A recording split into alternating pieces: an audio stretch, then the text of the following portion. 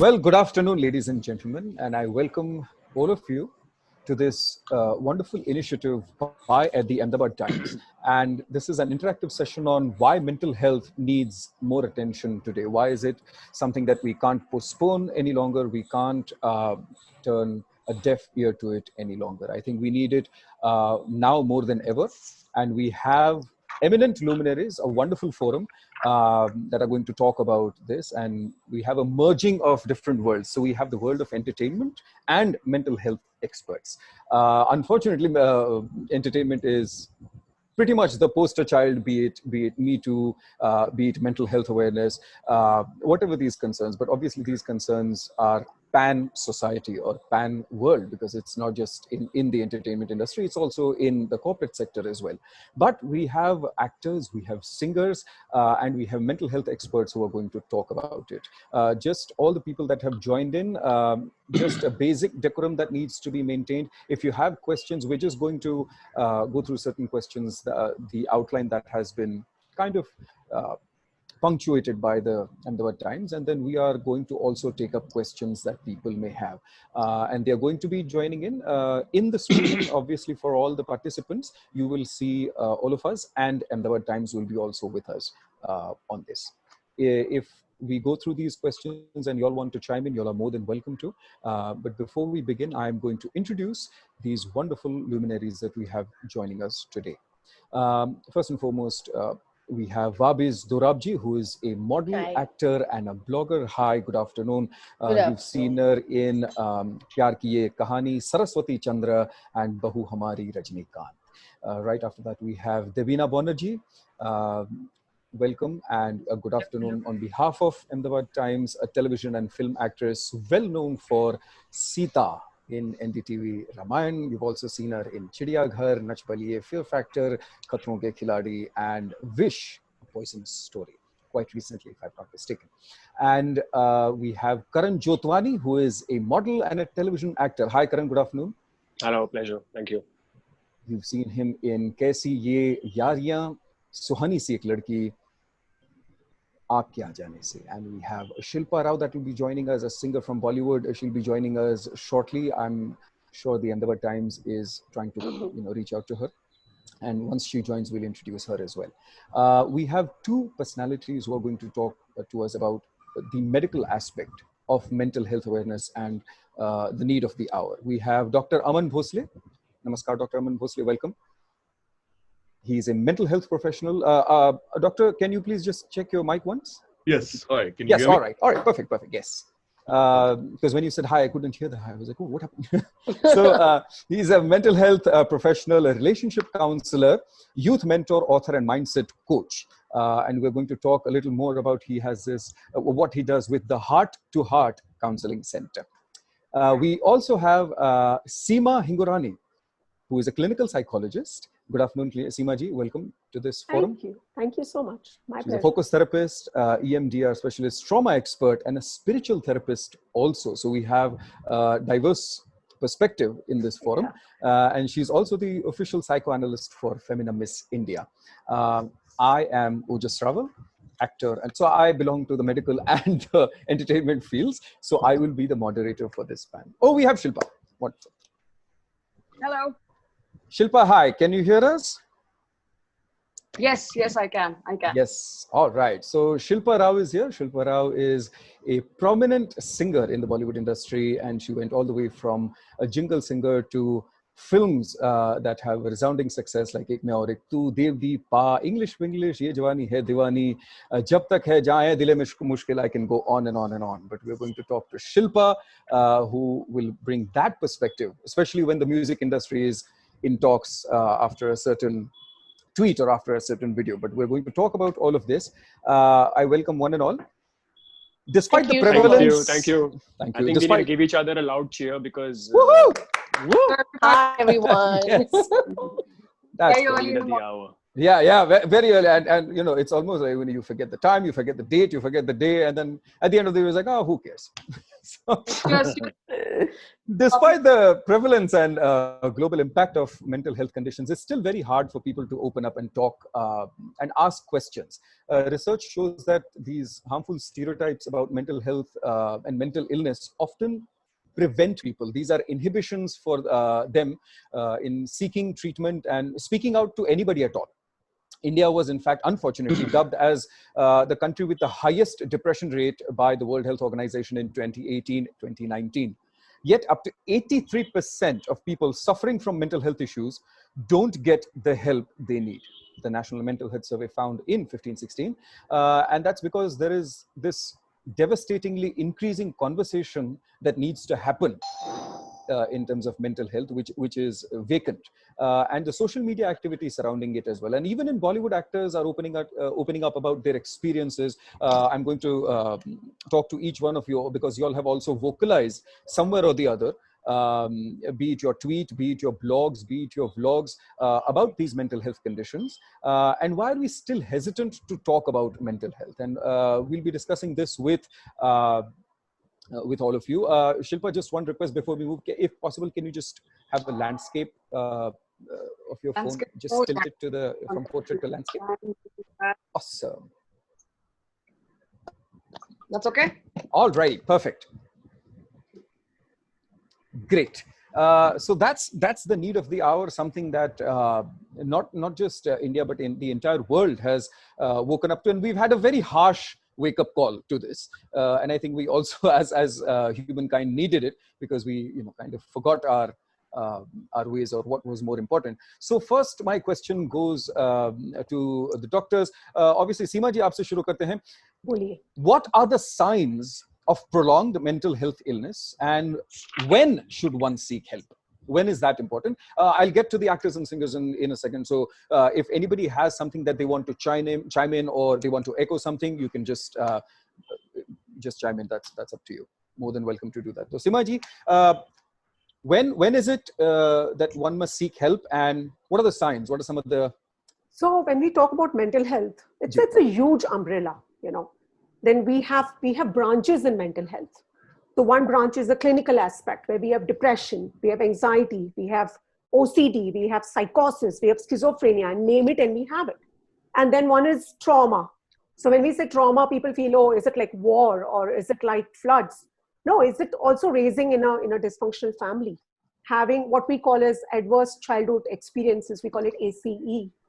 So early trauma, which in India, unfortunately, people don't realize that till they come to us and we run a couple of tests and we take interview, that you have been in trauma for very long.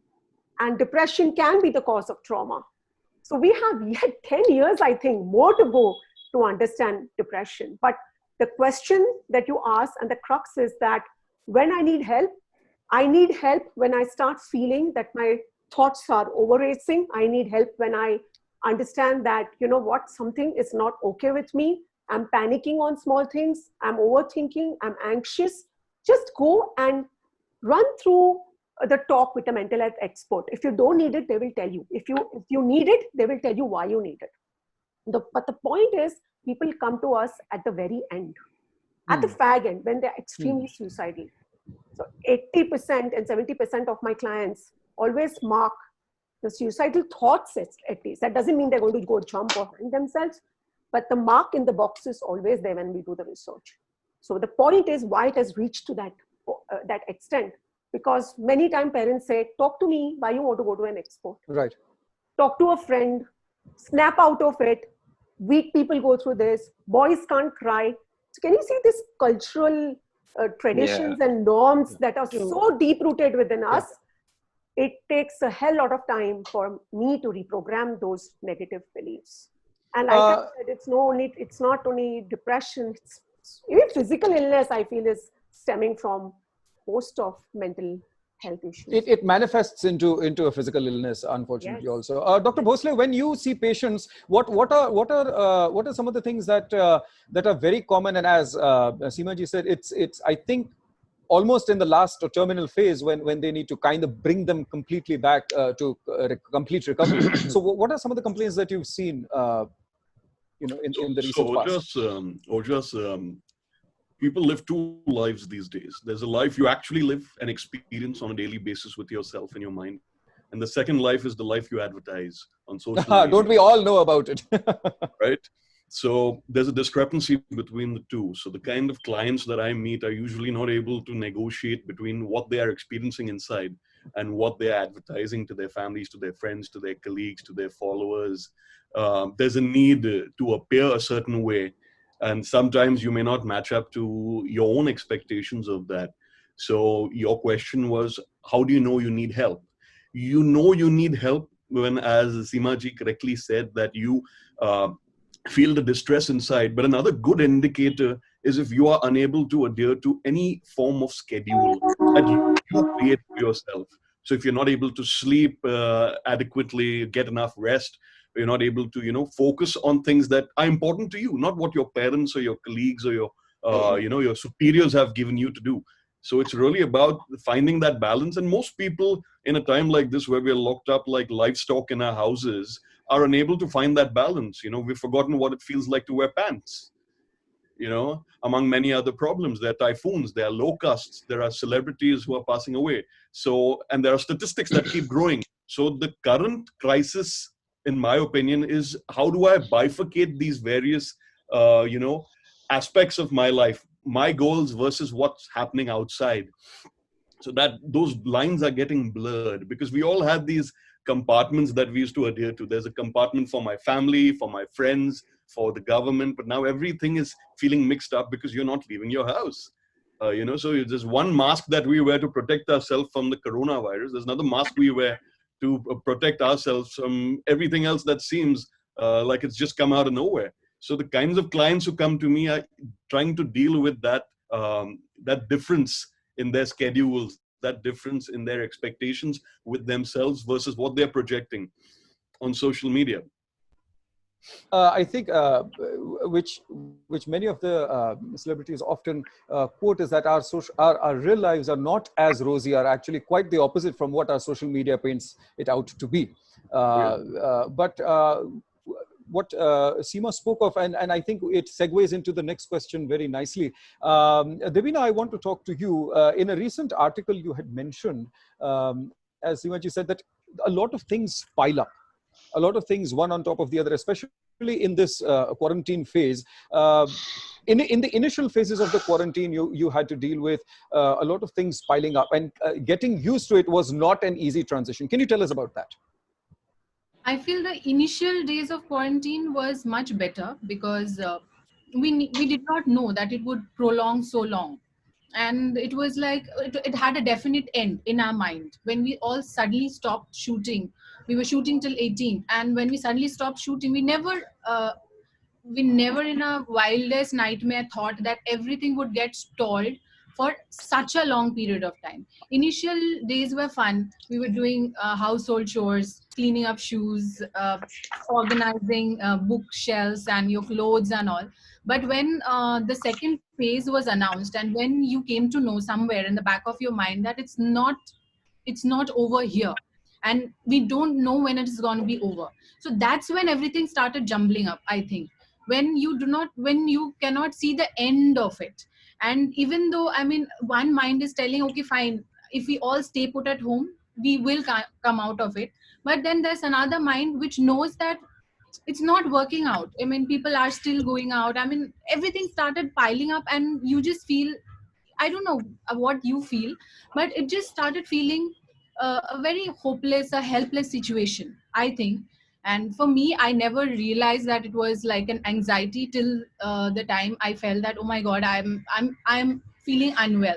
There's that feeling of unwellness all around the time, like 24-hour, I was feeling unwell. There's some problem.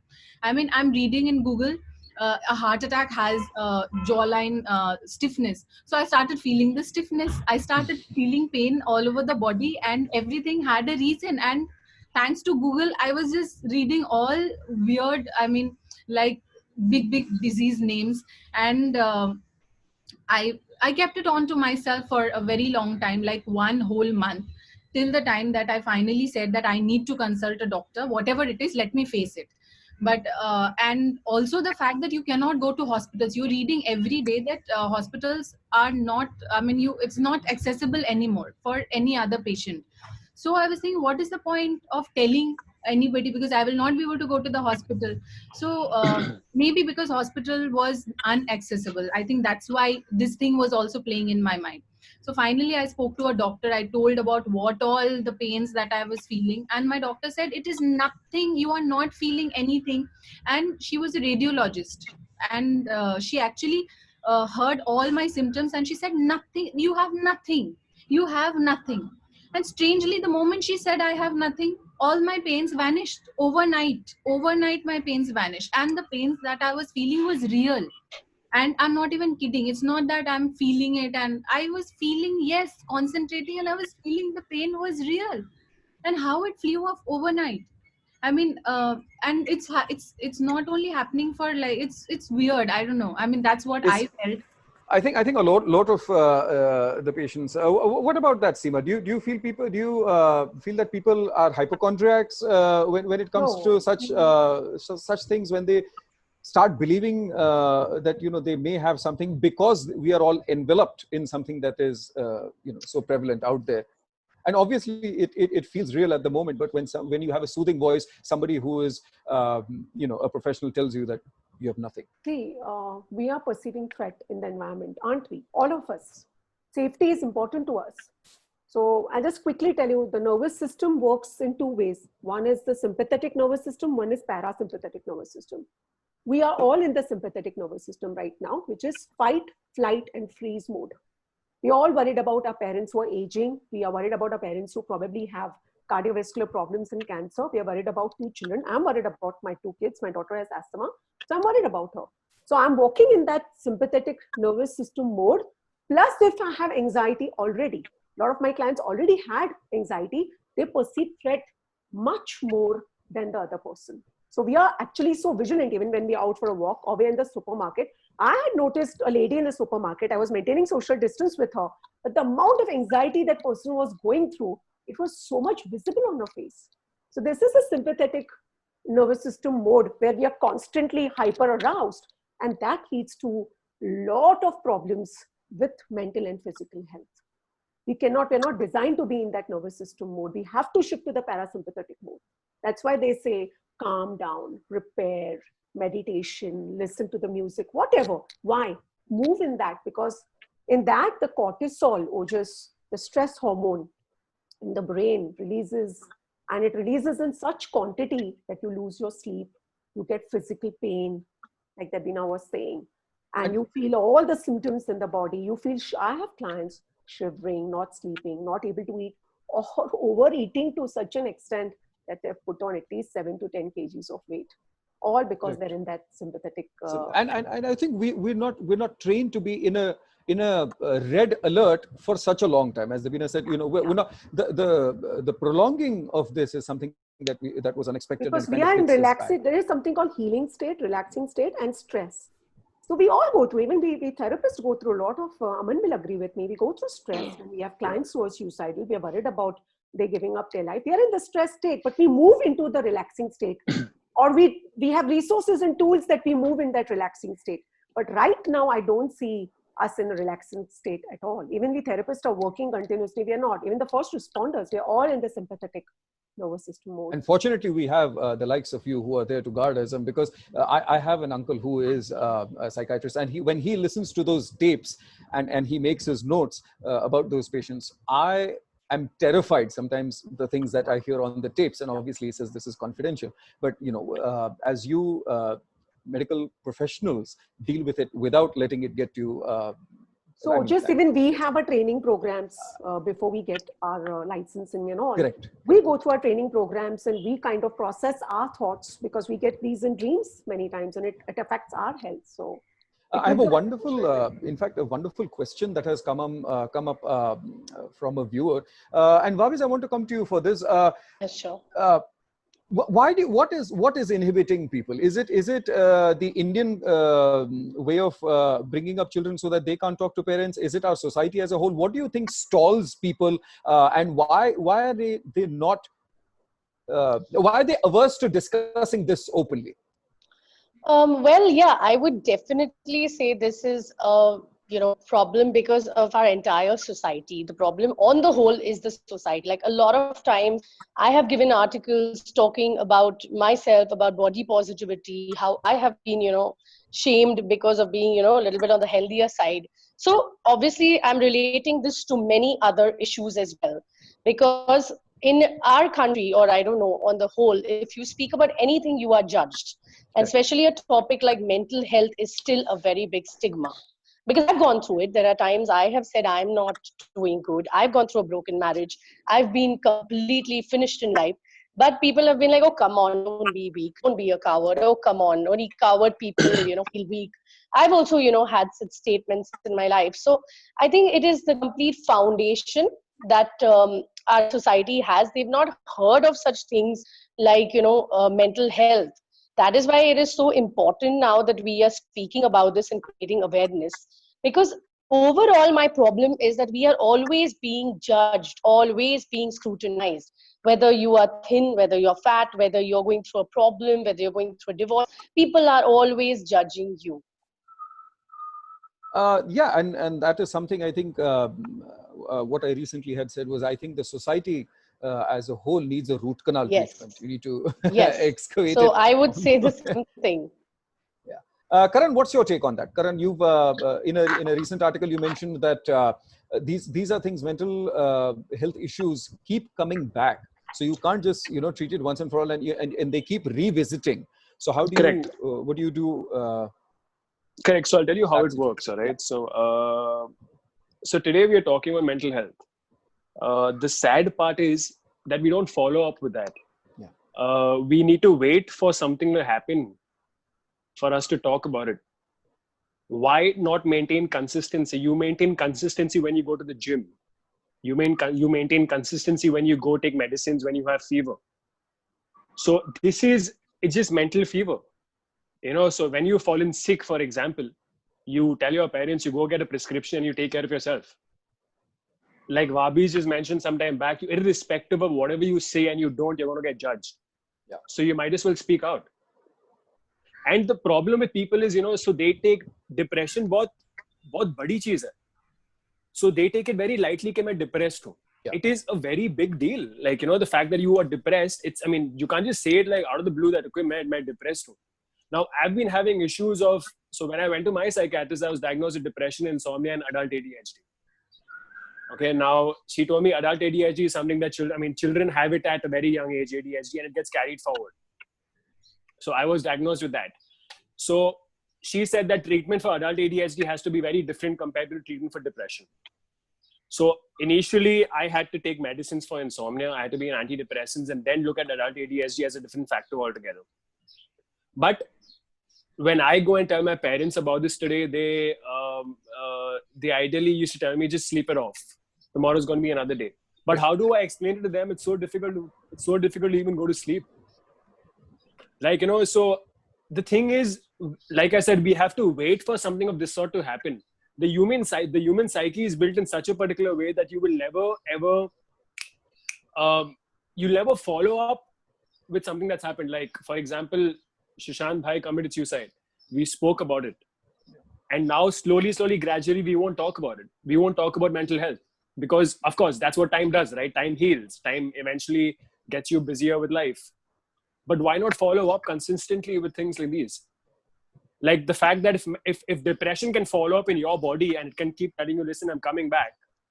You got to keep following up with people. And I think we need to break this entire stereotype of being ashamed about approaching somebody.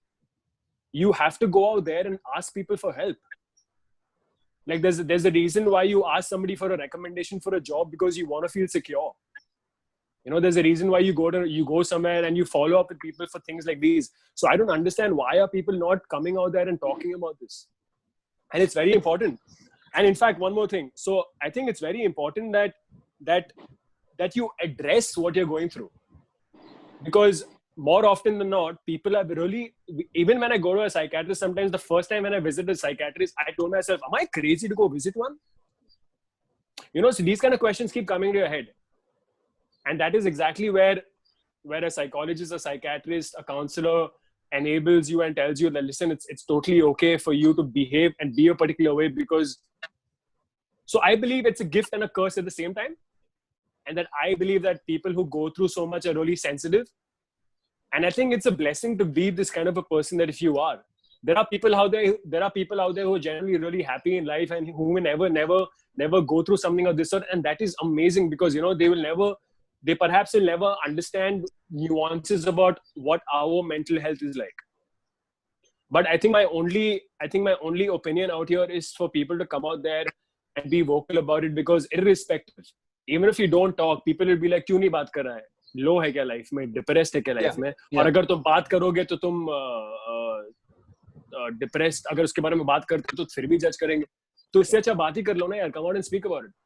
And I think what happens is overall, as you correctly pointed out, the fear of being judged also. And I mean, and I keep saying this typically in comic terms, is that if we want to, as a society, look at how judgmental we are, just pick up any newspaper and look at the matrimonial column in it, and how judgmental we are about everything.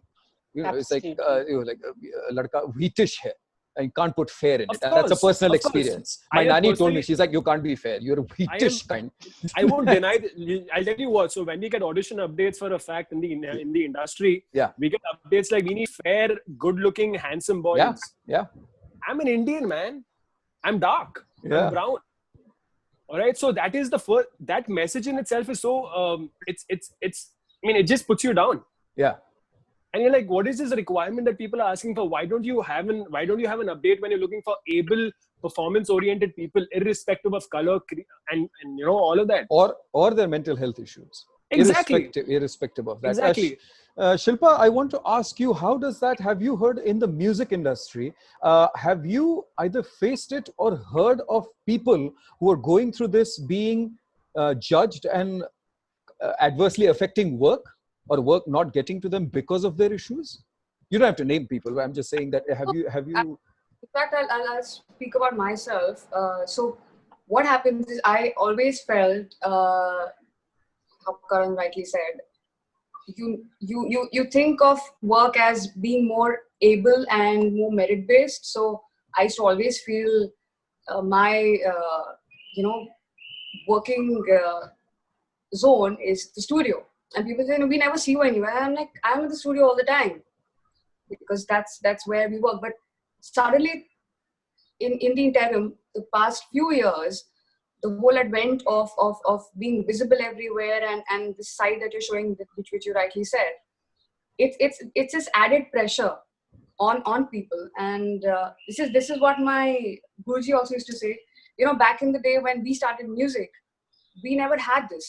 So all you would do is probably go be better at what you do, practice, learn. But then we have this different side. And maybe I flunked that class of being visible and being on the red carpet most of the time. And I started withdrawing myself, because I'm doing great work. People love it, but nobody knows who it is. I mean, in fact, my friends keep telling me, you should wear a t-shirt where it says, I look like Shilpa Rao. Because they know you by voice, they don't know you by face. So it sort of hit me, and I sort of withdrew from the entire space. I'm giving you my own experience. Please, yeah. I withdrew, and the only thing that came to my mind is, I would just pick up my passport in my bag and just travel, which I did. Correct. So since 2013, a major shift in my lifestyle.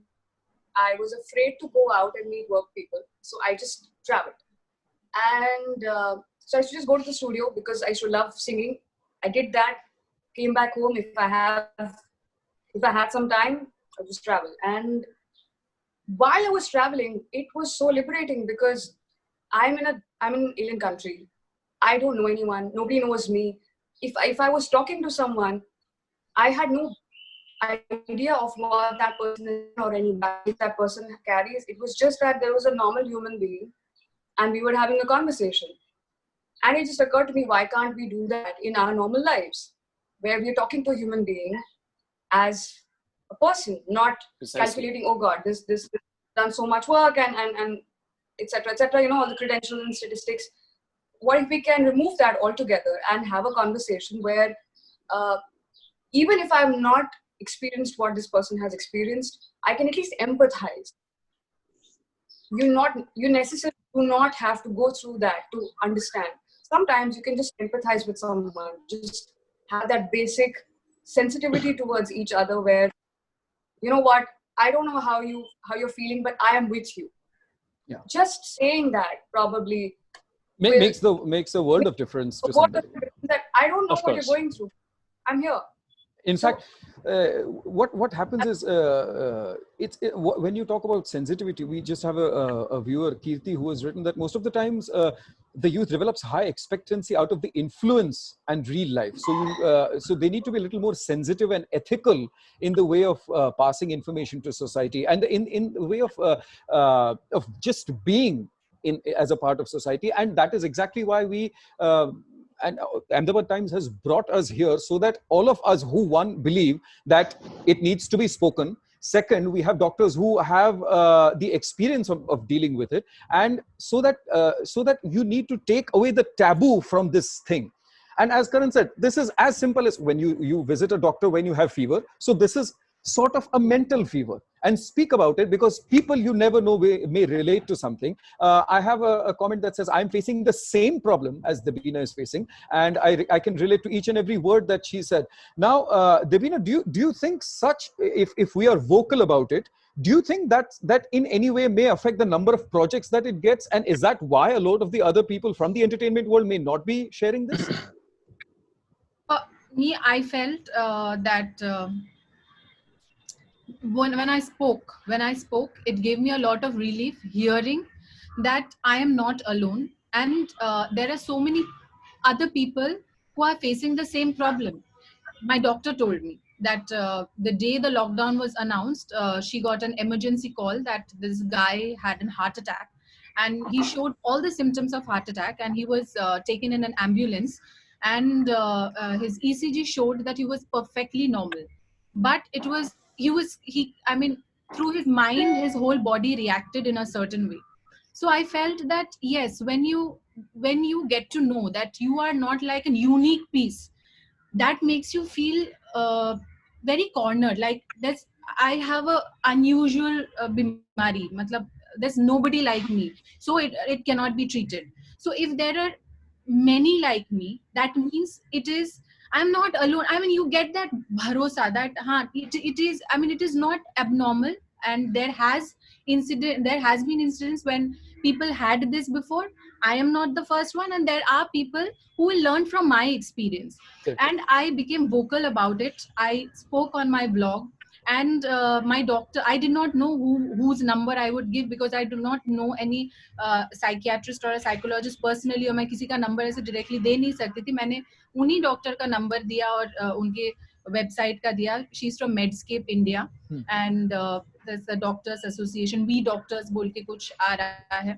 So मैंने उनका ही पूरा information दे दिया. And my doctor called me day before yesterday telling that she got so many calls, and most of the people were showing physical symptoms, and when the ECG was called for or whatever, I mean, she asked, and they are now feeling perfectly fine. So I'm not really bothered. I mean, when you are feeling unwell, आपको कोई बीमारी होती है, typhoid होता है, कुछ भी होता है, then you do not actually think कि लोग क्या सोचेंगे मुझे कौन सी बीमारी हुई है. और अगर कोई चीज बात करके, if you talk about it, उससे आपको शांति मिलती है, उससे और 10,000 लोगों को एक राह मिलता है, then why not talk about it? So the moment I heard from my doctor that I am not alone, I spoke about it, and then there are so many people who came out. But one thing I wanted to ask, so I wanted to raise my hand. Please. every मतलब कोई भी mental जो problem होता है, उसका कोई कारण होता है क्या? People always try to think कि इसके लिए हुआ है, उसके लिए हुआ है, मेरा ऐसा शायद लॉकडाउन के लिए हुआ है, लॉकडाउन नहीं होता तो नहीं होता, कोई कारण होता है क्या? I mean, do we? I would just like to add to this. I'm so sorry. Like I was just writing it down some time back. Like most of the times we, like I said, हम हवे में बोलते हैं कि मैं depressed हूँ, मुझे नींद नहीं आ रही है, without knowing where our trigger lies. it's very important to identify that trigger. Like I know for a fact that my trigger is insomnia. I can't sleep. So that is linked to majorly a lot of other things, concentration, perhaps drop in energy, perhaps depression and all of that. It could be something that you've gone through in your childhood, a rejection. Sometimes, like, in fact, in the entertainment industry, the most hard-hitting thing to accept is a rejection. Okay, but we forget that there is always hope. We've given rejection so much of importance. We've given these forms so much of importance that we forget that there's also hope. There's also another day. So the problem, I think, what we do is we dwell in this so much, in this entire thing about facing a rejection or depressed too, I can't come out of it, that there is no hope that we want to come out of it. There are two things over here. One is that you want to come out of it, and one is when you are trying but you can't. So I think it's very important. I mean, I believe that having that little hope in yourself and like Debina, and that resilience, such resilience is very important. It is. And I'll tell you something really honestly, this has to come from within. There has to be, I mean, even if you have that 1% of hope inside you, it is more than it's like a bubble of energy that will just, sail you through like all kinds of storms. And the correct keyword that you used which is trigger. And I think, Debina, what I think, I want the doctors to answer this. As Seema ji said, they run a list of tests to kind of identify what where is it stemming from. So Seema ji and Dr. Bhonsle, what are how does one identify the trigger? I have a lot of questions in the chat box also that say that how does one figure out what that trigger is, or is it up to them to figure it out, or should they seek help in figuring it out? It doesn't work like that. Depression, anxiety, panic attacks, all these symptoms people have since many years. Yep. Even ADHD. Now there is a new research that if you have a focus and attention problem, maybe the child was undergoing a lot of trauma and hence was fragmented in the mind. See, mind is very fragile. It's a very delicate. What our job is, we integrate the mind. For integration, we need diagnosis. For diagnosis, if I'm not sure after my questions that I've asked my client, then I send the client to run the test. So I'm a clinical psychologist. I can do the test, but because I do a lot of trauma work, I send it to someone else. I tell that person, go through these tests. I get the reports, and these are tentative diagnoses. These are not confirmed diagnoses. Then when I start the process of my therapy, many things unravel. But sad part is, Ojas, that in our country, people don't understand the difference between a psychiatrist, a psychologist, a counselor, a therapist, and a doctor. Yes. In fact, I just have a question about that. Yeah, we don't understand. And that's why I tell my clients, and they find it funny, I say, please read up about me. Understand who I am. Right. I don't have to understand you. You have to equally understand me, where I come from, what's my background. Do a proper background check and then go that, do you need a trauma expert? And sometimes they say, what do you mean by trauma expert? I said, it looks to me, you have undergone traumas for a lot of time. Like I have clients who have been bullied in school and how. And they have not realized that the negative belief they have, I'm not good enough. I was attacked by my peer group. I was not safe. They've carried all this life. And it could be all kinds of assault which has just dormantly been in there, and then eventually just becomes this malignant thing. It's a tiger in the woods. The moment people see crowd or they see 4 people standing, you suddenly start getting into that shivering mood. Yes. Like I think Debina or someone said that heart attack. Now many clients of mine go to ER. That's a panic attack actually, but the symptoms are so strong and so similar because they have been working in that nervous system. The nervous system has been disintegrated. So our job is to strengthen the nervous system, repair it. And like Karan said, it's like depression is a loose word. It's, very loose. Too much undergoing in the mind for that person. And people who actually do commit suicide or have thoughts, that has been happening since a very long time in their mind. It's that they never spoke about it, and we didn't give them the chance to speak about it. I know a lot of people put up a lot of posts, I'm here for you, I'm doing this, but when you call following up is so important. We are not good listeners at all. I know, that's a facade. We are not good listeners. We are thinking what to answer to them, but we're actually not listening to them. And using terms loosely, I think the moment the term comes to our society or whatnot, we kill it beyond death. Like the word, it could be as simple as epic. It's like the word epic has lost all its epicness because we just, use it so ever so loosely. So Dr. Bhonsle, please tell us about the trigger points that we spoke. Epic, legend. Legend. Oh, yeah. The legend. I'm depressed because mujhe paneer nahi mila.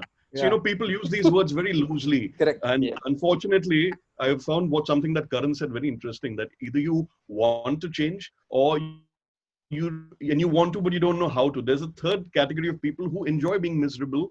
And sometimes they are forced by their families into therapy because self-pity is such a luxurious tool, to just sit around and say, but I've not been productive because I've been depressed. No, sometimes you've just been lazy and there's no discipline and perhaps there's no structure. So for us as psychotherapists, we have to also be able to tell the difference between those who require to be sent down, an assessment route, maybe a psychiatrist will medicate them, and those just need their mindsets worked on, so you can sanitize your hands with this, but how are you going to sanitize your expectations of yourself, right? I mean, there are so many levels of expectations. These are like hoops, like if you see in a circus, how they have people jump through hoops, they make the line jump through hoops. When I was a kid, we used to have these things. We are constantly jumping through hoops. And these are different sized hoops. There's a hoop that we have to jump through to satisfy our family, to satisfy our boss, to satisfy our followers. And this pressure that we take on, very often we don't know how to deal with the finer nuances of it. And a lot of us really hate our own company. This is something that the lockdown has proved. We can't stand ourselves. A lot of us don't like to sit alone at home. There's only so much Netflix, there's only so many books and, home workouts you can do. A lot of people don't enjoy their own company. They don't like to look at their faces in the mirror. So they're constantly looking for ways to escape.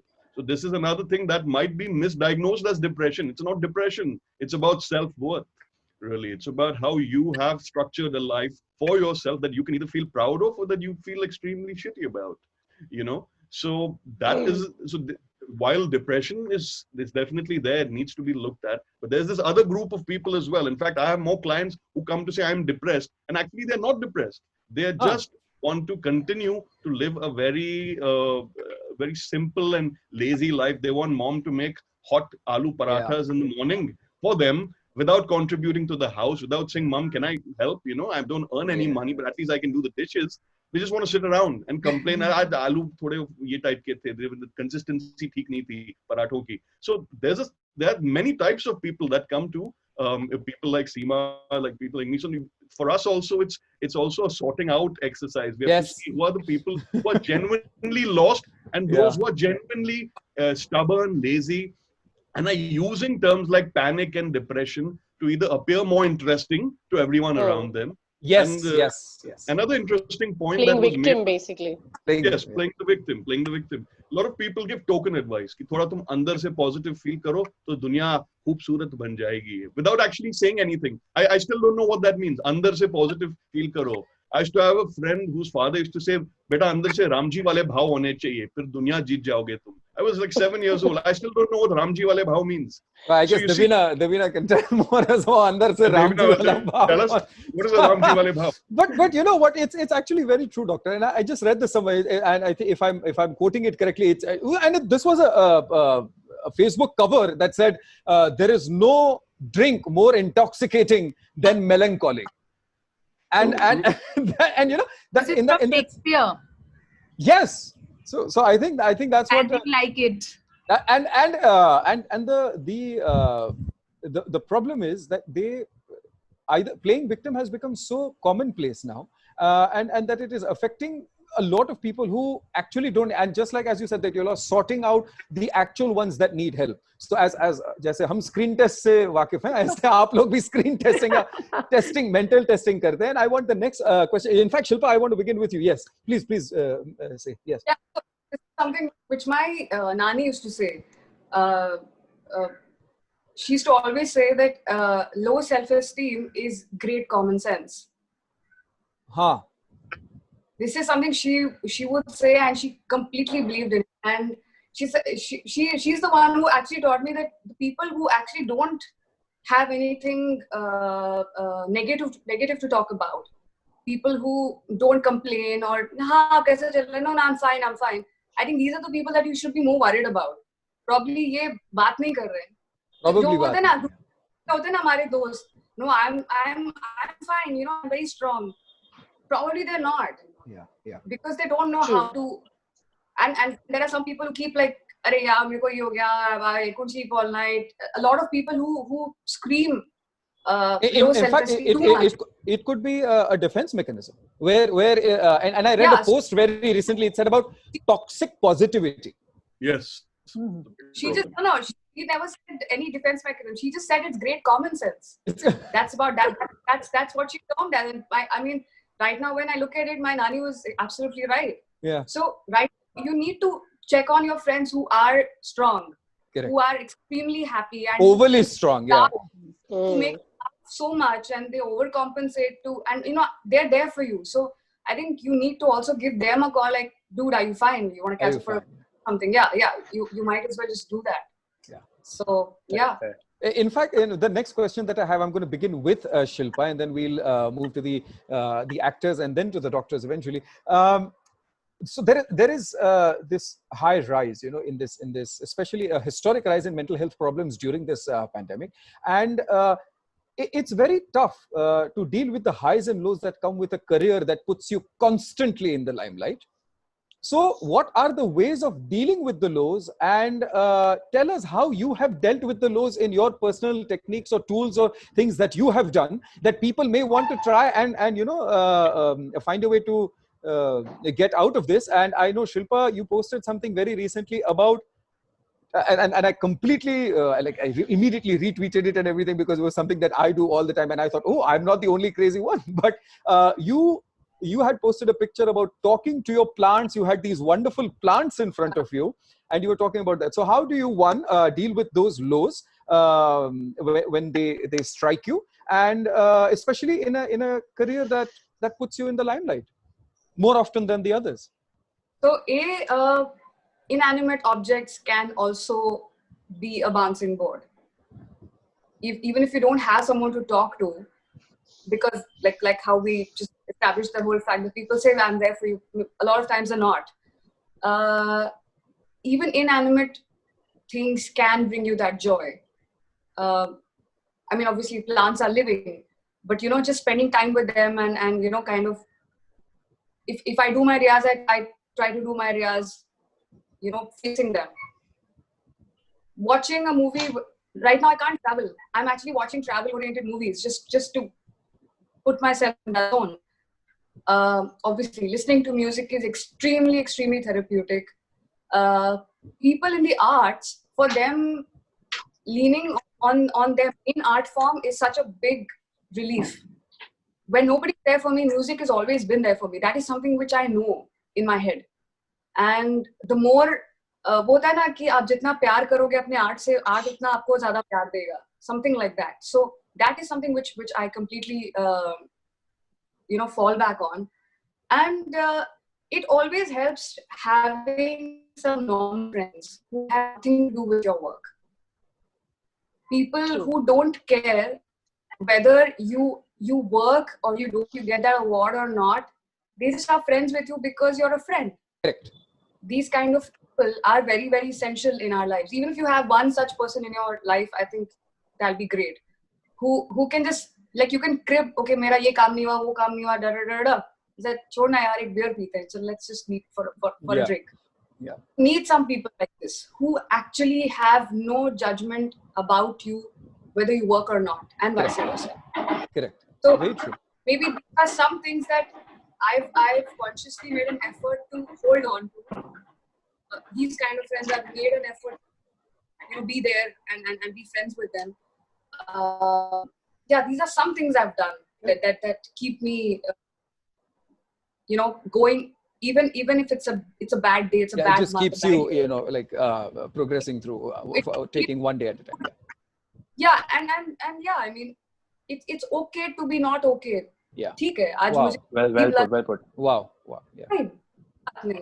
This instant happiness that we run towards, it's a very modern concept. You know, so you don't have to be happy every day. It's fine if you're not happy every day. It's okay to be lukewarm. Chalega. Bola. Lukewarm. That's it. Vahbiz, what about you? Other than having that, I'm sure that wonderful doggo friend that we see in the screen. Other than that, how have you beaten the lows? Well, first of all, I absolutely agree with Shilpa. I mean, this is a myth usually which happens with strong people, because when I face this very often, people tell me, "Arey, tujhe kya problems hai?" So they're always laughing, but they don't understand. Like, people usually misunderstand strong people, because, as she said, they are the ones who are, I think, suffering the most. They are the ones who are fighting the toughest battles. And strong people also get tired of being strong. I mean, how long can you always be strong? But I mean, coming back to my experience, because I went through a very big low in my life 4 years back, I rebuilt my life. And I rebuilt it in a way, I mean, I learned a lot through that process. First of all, what is the most important thing is that I learned self-reliance. I learned that now I should, even enjoy my own company, rely on yourself also. That's why, if you ask me, to be very frank, right now in the lockdown, I'm doing fine, because I had already found a lot of ways in my life to keep myself positive. Because for a long time, even I didn't heal. Like, there were a lot of deep rooted issues. So I did things that, make me happy. I filtered a lot of people. As they say, actions speak louder than words. A lot of people tell you we are there for you, but they're not there for you. So I learned to, filter my friends also. I've really kept myself surrounded by a very strong foundation. I've always, even being an actor, I've always tried to keep myself very realistic. Like, even in my blogs, I feel if we are actors, in fact, it is our responsibility to sometimes, give out messages, because it will inspire people. Like, a lot of people have, really looked up to my articles, even about what I faced about body shaming or my broken marriage, because there are a lot of people suffering there. And they do DM me, and I do chat with them sometimes, because you never know. When you went out, you're probably passing on a message and inspiring many people out there. So yeah, like, I just find a lot of ways to keep myself positive. Like, whenever something even happens, I first of all try to think, okay, what is this teaching me? That is how I look at it. I look at it in a way that, okay, maybe this experience is teaching me something. What is the lesson I'm getting from it? And of course, I do a lot of things to give myself a mental break. I don't, just for the sake of society, keep putting on a fake smile. I give a lot of importance to myself also. As I said, self-reliance. I give I traveled a lot.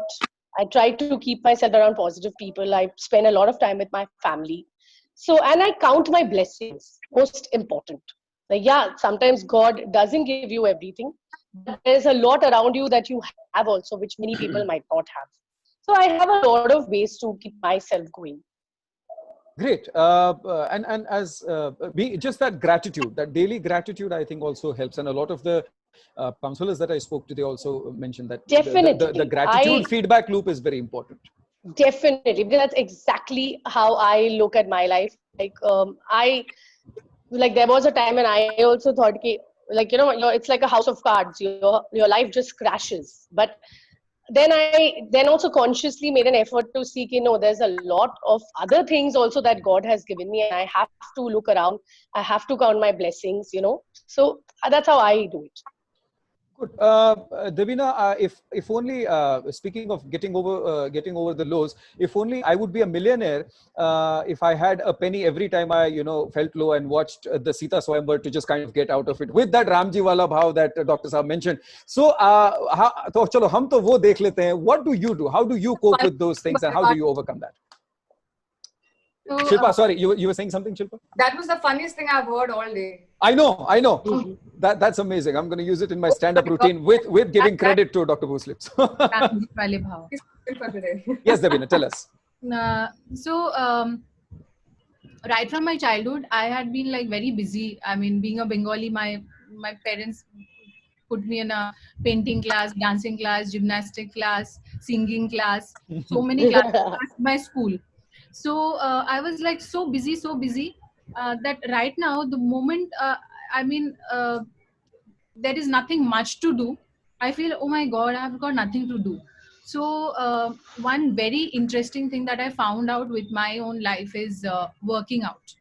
And when you work out, उससे पहले तक I feel very low, अच्छा आज को मन नहीं कर रहा है. After finishing like the workout, my brain is filled of some happiness. वाह अच्छा लग रहा है.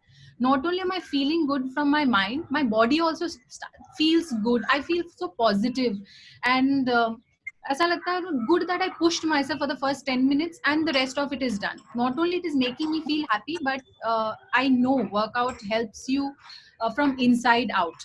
I mean, once upon a time it was dancing. जब भी मुझे low feel होता था, I used to dance and I used to sing.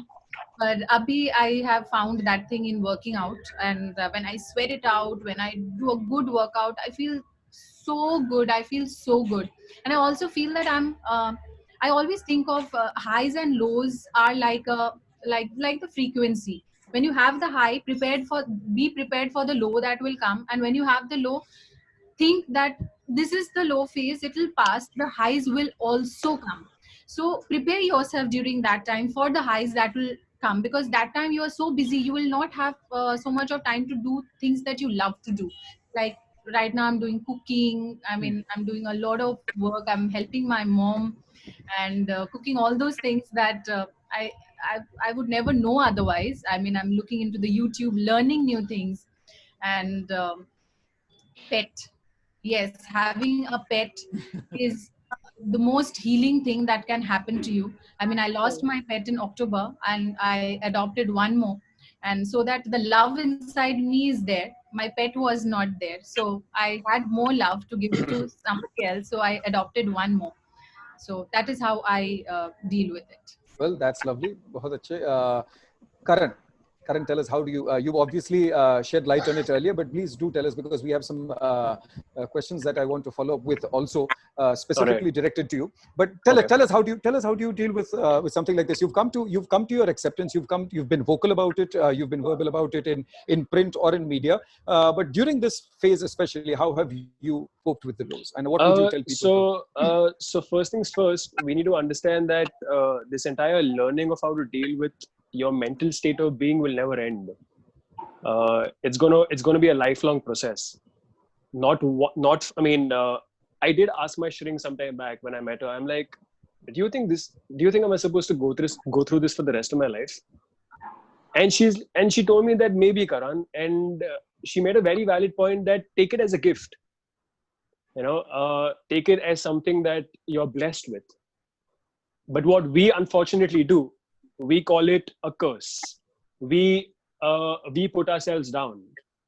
We do not let any form of hope to come out. I mean, we've stopped discovering hope altogether, is what I think. When we think that we aren't capable enough, when we think that we're going through something, when we think that we're really depressed, the sole fact that Dr. Seema said that when I was 21, I remember I went to a doctor once, and I just called a doctor, and I didn't know that whether he's a psychologist or a psychiatrist. I'm like, I just want to come and see you. Over there, I went with this entire intuition that he's going to give me medication, but he turned out to be a psychologist. So, right. I was a little clueless about what I was doing myself. So today, me being aware about what I'm going through, my willingness to try to even garner a little bit of hope within me so that I can pull off today is a very big deal for me.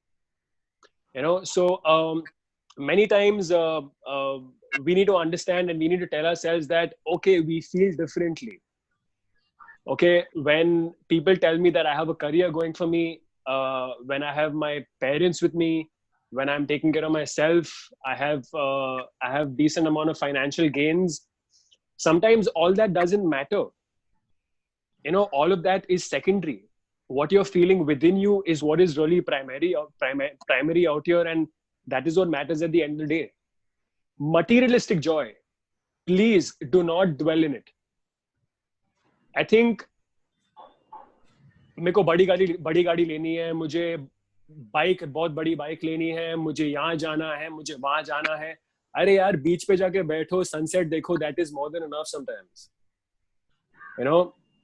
I think the idea of spending time with yourself in a place that will surprise you the most is what will help you more. Don't tell yourself that I want to go here. sometimes, like I said, like there was this, I mean, I'm a big Ranbir Kapoor fan, so I love his movies.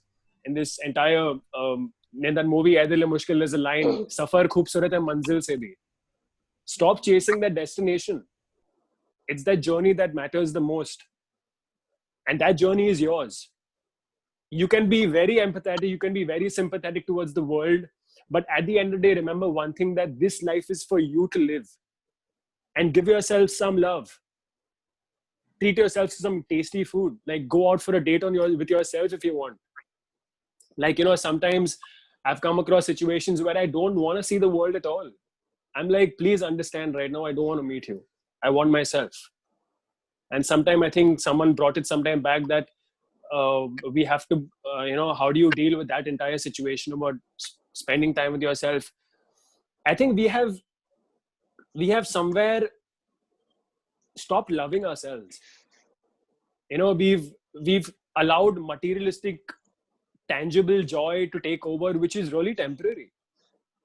It is really temporary. I mean, it is not going to last. Someday or the other, your car in 5 years is going to break down. But remember, you're breaking down every day. How do you deal with that? Will your car give you that satisfaction? It may not. So I think finding intangible joy is very crucial. So, I mean, for example, I'm an animal lover. So I go sit down and I just go sit with dogs and cats. You know, I just sit there and I just look at them. First things first, we need to understand that being bored is also great. Like, you know, we tell ourselves we constantly need to be on our phones. We have to constantly be in touch with the world to keep our database active, to keep our follow account active. They're constantly checking how many likes and comments do we have on our pictures. We don't need that. This fame is temporary. I have 20,000 likes. Tomorrow I'm going to get 10,000. Are you going to beat yourself about that? You will beat yourself about it because that's how you're built. Keep that aside if you want. I mean, and just, you know, there's a reason why we call it the universe, and there's a reason why there's so many other species with us, and there's nature with us and all of that. And I'm a sucker for going to these trips to the mountains. Like, it could be a bike ride. It could be a car drive just with myself and music. Like Shilpa message, it's really therapeutic. We need to start loving ourselves a little more.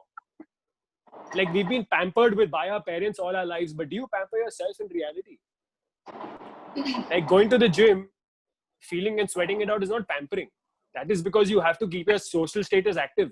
कि boss मैं ऐसा दिखता हूँ, लोग मेरे बारे में अच्छा बोलेंगे, कहेंगे कि ये तो अच्छा दिखता है. But ये सब बहुत temporary है. And I really believe that accepting boredom is great. Like sometimes for hours I'm just staring at the ceiling. And I'm just like, okay, wow. I mean, this is a different pattern of life. I'm accepting that I'm bored. Because boredom will also give you a sense of imagination. And at the end of the day, all of us are artists. You know, and by default, as an artist, we feel a little more greatly than other people. Or maybe I could be wrong. No, wait. I'm thinking a little more attuned to the heart. Yeah, there is a little, exactly. There's a little more to us, which is not prevalent in a lot of people. So when somebody tells me that everything is going perfectly your way, then why are you feeling so low about life? I'm saying I'm not feeling low about life. I'm just not feeling good about myself right now.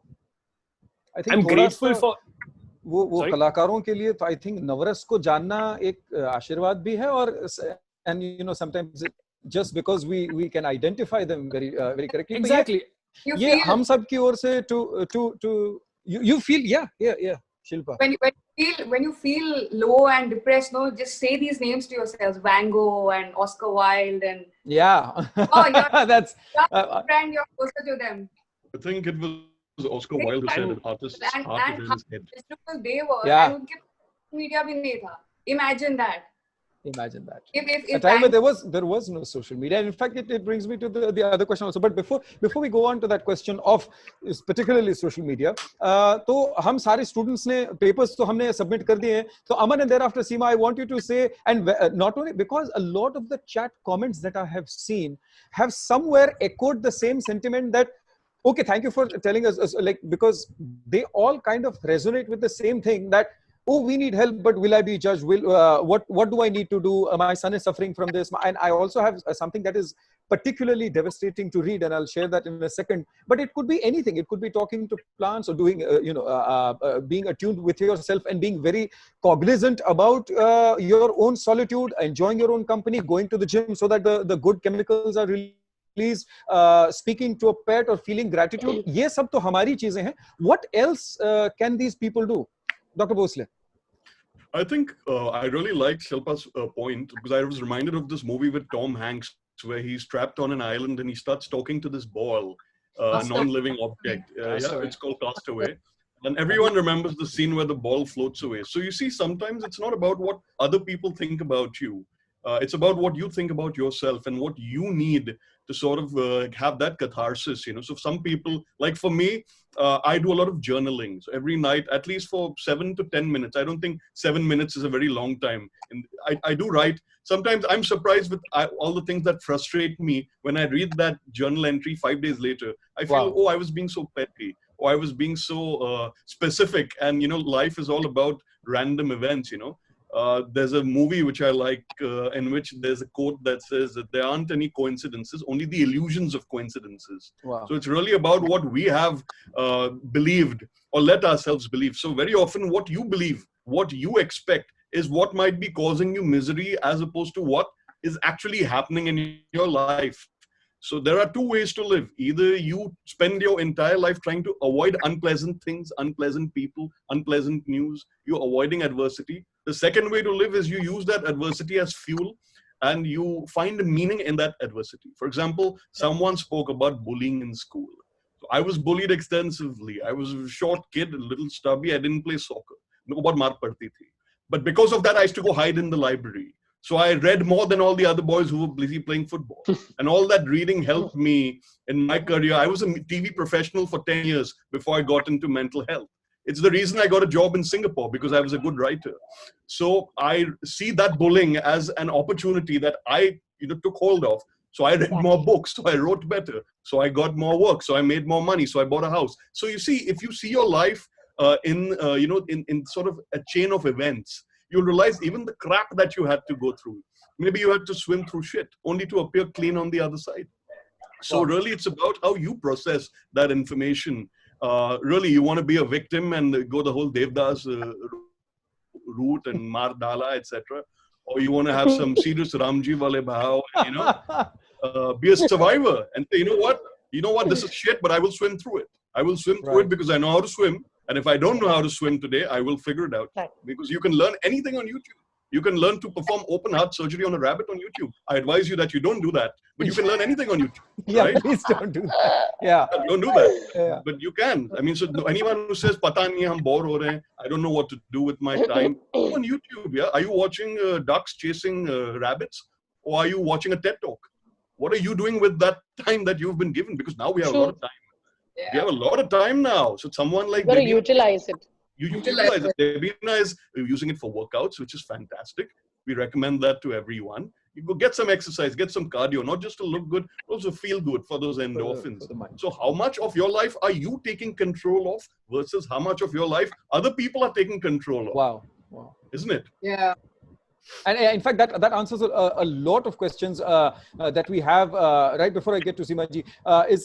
It's about a lot of people have said that how to get out of this. I don't know who to speak to or whatnot. But Seema ji, what's your take on this?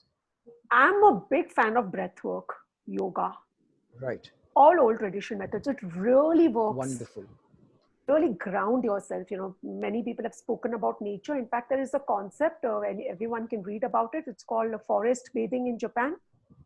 What's it called again? Sorry, forest bathing in Japan, where they actually go for hiking in the forest, but they go and they just lie down because Earth has got that energies, that magnitude that helps us to ground. See, we need grounding at this moment. So the breath work, I do a lot of 6 to 8 breath work with my clients. I do a lot of breath work with shoulder tension, muscles, because a lot of physical problems arises out of mental problems. And second thing, Ojas, is I don't know how to bring this apart. I find people being very sulky. They sulk a lot. They don't smile. When I started my practice, I thought, let me make a very fancy clinic in Bandra. I thought I'll get more clients. I'll get more fancy degrees. But you know what my clients actually said when they came to me is, what got us back to you to work with you was your smile. Because you smiled a lot, but you know, just I didn't realize that. So tap into your strengths, because I was smiling. That is natural to me.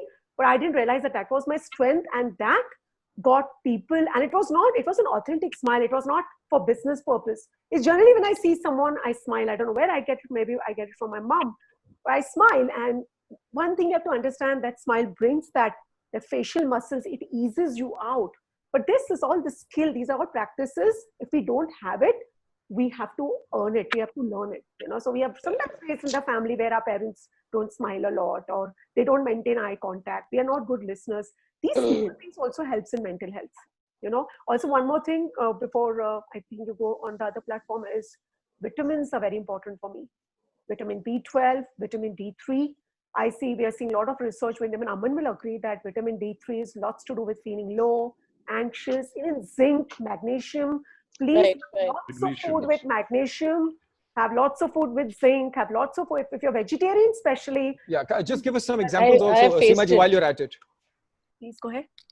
And I said, if you can just give examples for our viewers as well. I said when clients come to us, it's not only the earlier childhood experiences of trauma and depression. I also look into food that they eat. Sugar for me is very harmful. If you're eating lots of white sugar, processed food, if your body is undergoing a lot of stress. See, anxiety is coming from chronic stress or mental fatigue or chronic fatigue. That can be work related. That can be experiencing a breakup in a marriage or a breakup in a relationship. Any relationship issue, white sugar is going to overstimulate your brain. Coffee is completely no for some people. Just 1 cup of coffee in a day is okay. I know clients to overstimulate their brain. They have lots of chocolates, a lot of coffee, a lot of coffee junkies. Absolutely. It's not guilty. This one sitting here. Good God, two of you. We already have identified two, and I can never get. I think I would I don't know. I would do what to myself before I can drink this. Almost like this poisonous black coffee cup, and people are like, "Oh, just tumhe pata nahi hai zindagi ka kya matlab kya?" I was addicted to tea, and is it very bad? I was addicted to tea, which was not good. So everything has to be in moderation. Have antioxidants. Have green tea. Have cherries. We have wonderful cherries in the market. We have lychees. All this, what you're putting in your mind, is affecting your mood, which we don't realize. So earthing, grounding. Coffee junkie, which I completely came off in this lockdown last 3 months. Very good. Because I felt that was giving me a lot of like anxiety. I mean, always hyper, but sitting at home doing nothing. I mean, not much of brain work or physical work. So, and my 2-3 cups of coffee, I completely quit. Very good. Very good. So I've been dealing with insomnia. So I think that's one of the. I think my chief, my psychiatrist told me that do not avoid coffee and avoid anything caffeine. No, caffeine is no. Even chocolates, dark chocolate is good. See, we have to build up your serotonin level in your brain, which is your mood hormone. All right. And what stimulates that serotonin is overstimulation is not good. So coffee is not good. Like I said, chocolate have a lot of antioxidants. Google even Ojas tryptophan. Any food which have amino acids, tryptophans are very good for the brain. And there's ample research on Google that will give you this information, and you can always check in with your shrink, your therapist, and they will definitely abide by that. So can you say it's a holistic treatment? It is. It's not one area of your symptoms. Maybe India maybe only focus on symptoms. I'm feeling low. I'm feeling low. And first thing I said, what are you eating? And I'm like, and they said, are you a dietitian or a psychologist? I said, I'm everything. But a few months back, ma'am, my B12 was very low, and as you said, and I had no idea at all, and I started becoming so depressed, and I used to feel like crying every time. And I mean, and I'm otherwise a very bubbly person, so nobody was understanding, and you're right, it turned out to be my B12. It was extremely low. Suddenly, if you're feeling low and you've not had a history of depression and anxiety, then something is going wrong in vitamins. Right. And always be away from people who are toxic. We have a wonderful question from from Rachel, in fact, and I think this is Dr. Saab and Shimaji, you all can answer this, please. A lot of the questions have mirrored this one, so I'm just going to say this one. Opening up about mental health is what most of the people wish to do or wish for, but to whom is my question that pops up in other people's minds also. All can't approach a doctor or a specialist immediately in such situations. What can be our aid? Aman, want to go ahead? Aman wants to go ahead. So I think one interesting thing is we have to learn to curate people in our lives. You know, people collect all kinds of things, you know, flowers, people have gardening hobbies. We have to collect the right kinds of people in our lives. And I know it sounds a bit matlabi, oh, I'm collecting them. It's not like you have to put them on a shelf. So really people who make you feel like you are, you know, someone who to be around, but not exactly. Doesn't have to always be with terms and conditions of pride, you know, like mutual funds are subject to market risks. You know, you don't want to have that little thing in the bottom. So you really want people who make you feel like things will be all right. So if you are not comfortable going to a therapist, you really need to be, you know, comfortable with someone at least. Maybe it's not your parents, could be an uncle, an aunt, a family friend, someone from your school, your college. And I think most people have at least one person who cares for them. All right. Right. And it's important to identify those people really and really be there for them as well. It's about reciprocity. You can't just be drawing from them. You also got to say, hey man, can I help you out? Is there something I can do for you? Maybe I can give you a referral for your business. Maybe, you know, we can just talk about something that you're interested in. Very rarely do we offer ourselves. We're always looking to draw. So who do we approach is a function of who's around you in the first place. Who are you surrounding yourselves with?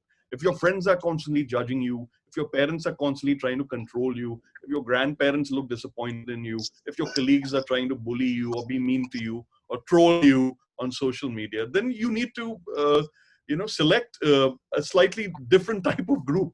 Over time, of course, you can't make new friends overnight, you know, but nowadays you have all these WhatsApp groups. You can just reply privately to someone and there you go, you're friends. You have a conversation. You say, hi, I really like what you said. And I think because obviously you don't want to spam the group chat. So I do that a lot of times, you know, we have this building WhatsApp group. If someone shares a nice quote or something really encouraging, I'll reply privately. I'll say, you know, this is really nice what you shared. You know, it really made me feel good. And, you know, I'm a psychotherapist. This is what I do. Would be nice to know about you.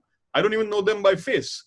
So it's about trying to constantly create that sort of that firewall of people around you. Even if you have just 4 good friends, usually it's not more than 4 or 5 people who you can really rely on. So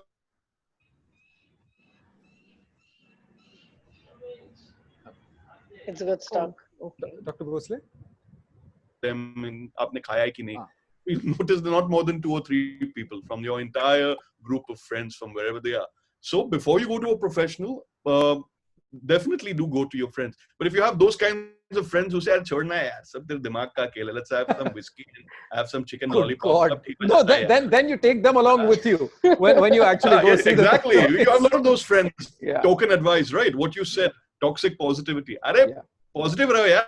अंदर से ये सब कुछ नहीं होता, ये सब पैसे बनाने के लिए बैठे हैं, योगा करने वाले लोग. So there are people like that as well. So you know, they don't believe it's a problem. But no, and one more thing, I just had to add to this. And you know, aapko dard malum hai.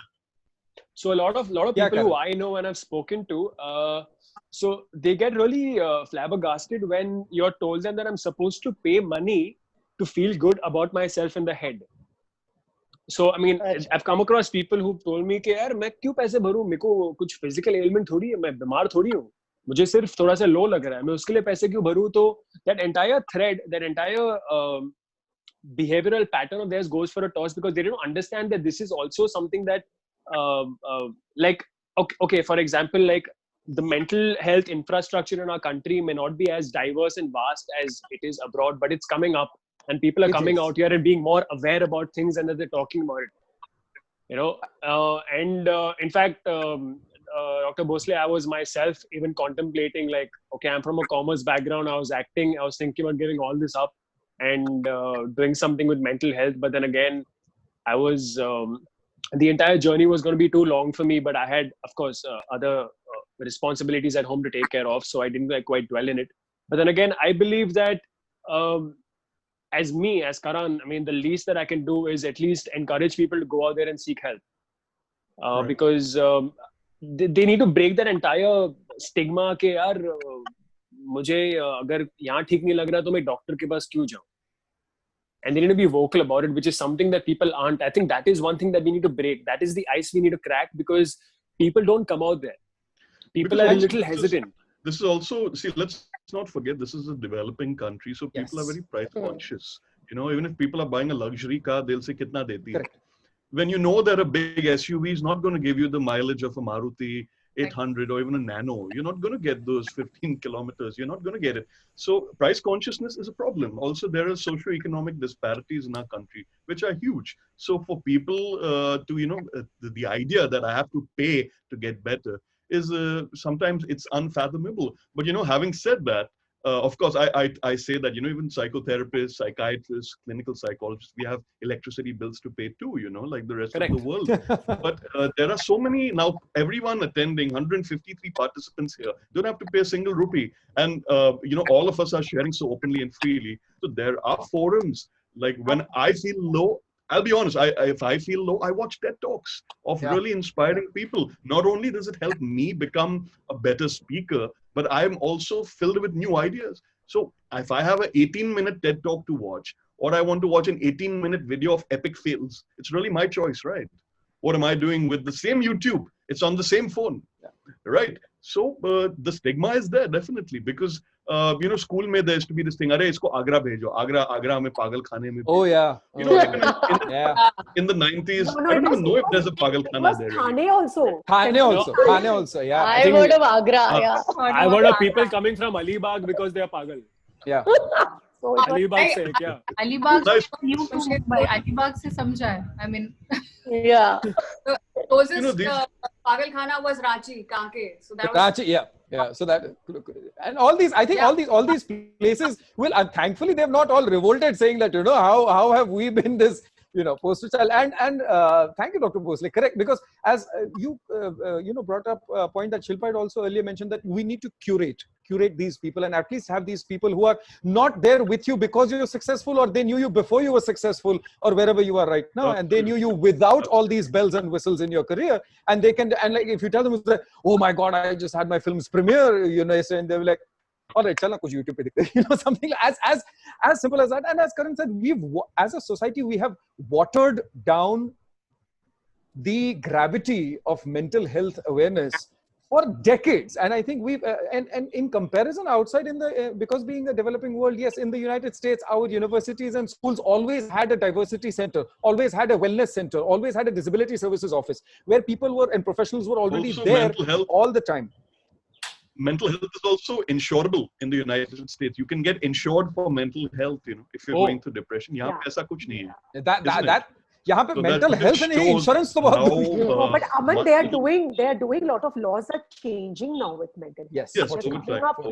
Mental Health Act is changing, and fortunately, I think they should have a compulsory subject in schools, maybe. I was going to say the same thing. Yeah, they should educate kids from the beginning, because this word is very new as of now. So you should really create a lot of awareness. I wrote a book in 2012 on depression. I was the first Indian who wrote a book on depression. Oh wow! It's called Beating the Blues. Beating the Blues. I was just and whenever I would go to the shops nearby Bandra, asking the owner of the bookshop that how is it doing, and they say that, ma'am, they pick up the book and they keep it back, saying that I don't want to read it.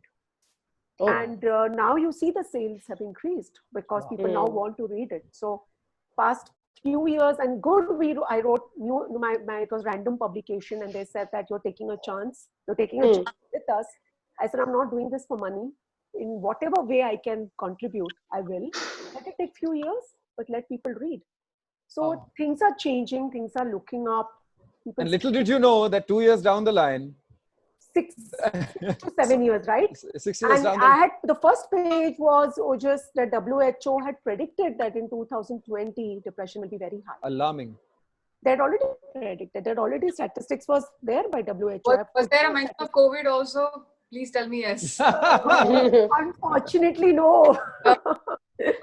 But I just want to ask you, doctors, I just want to ask you, since you mentioned, Dr. Bhonsle, about these forums that we have, like you have, you go and watch a few TED Talks to keep yourself up and going. Do we specifically have any welfare organizations, or do we have any NGOs, or do we have like forums where people can come and discuss a pattern like this? Because of course, like you said, that people are not coming out in the open and talking about it. So definitely this entire concept has become like a niche concept to discuss mental health. Like, it's very selective. So do you recommend any forums or any groups where people can come and talk about this on a common platform? So, I mean, what we do at our center, I'm from the Heart Counselling Centre. We have several workshops, etc., designed for self-help. So, creative writing for self-help, all kinds of things we offer. So basically, there are lots of small organizations that are active, and usually you can just find them with a simple Google search or go on Instagram and try to find their pages. And especially now, since the COVID, a lot of people, like how there was a startup wave that took place 2 years ago, a lot of people are now trying to start up in the mental health space. However, we have been doing this since 1986, which is my birth year.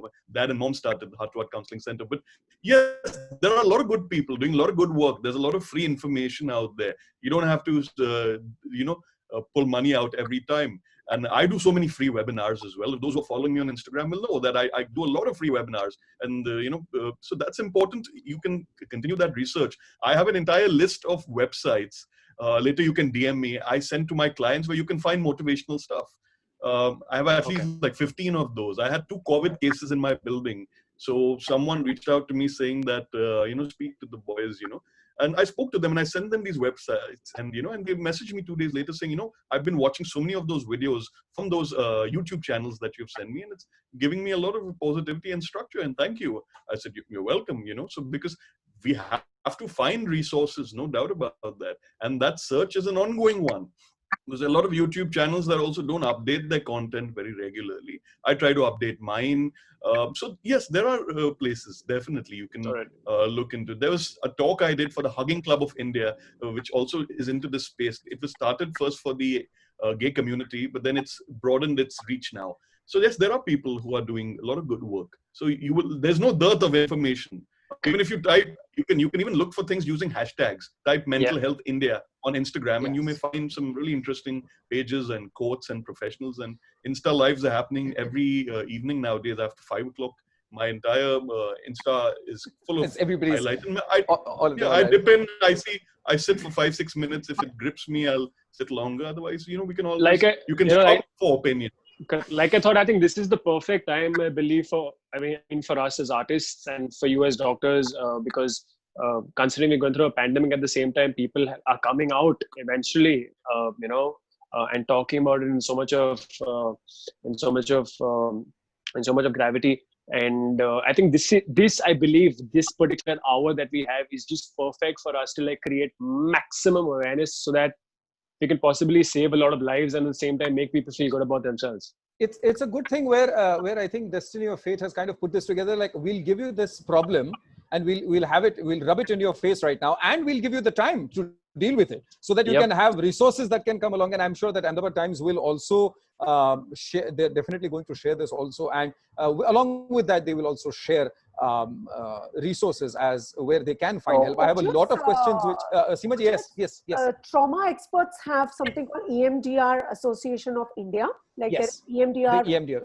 EMDR has Association of India, and they have listed a lot of trauma experts whose names are not given but numbers are there, and we get calls and we have to attend and we treat them free of cost.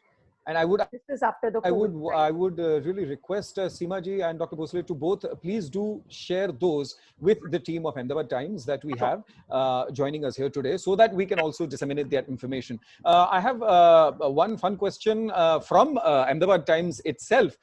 We have Shreya who has asked us this, but before that we have a comment that says, during lockdown, as family is having more time to spend together in the same house, but as priorities and hobbies are different, so rather than having the good time, everybody ends up in anger and arguments because we have different hobbies being simultaneously pursued.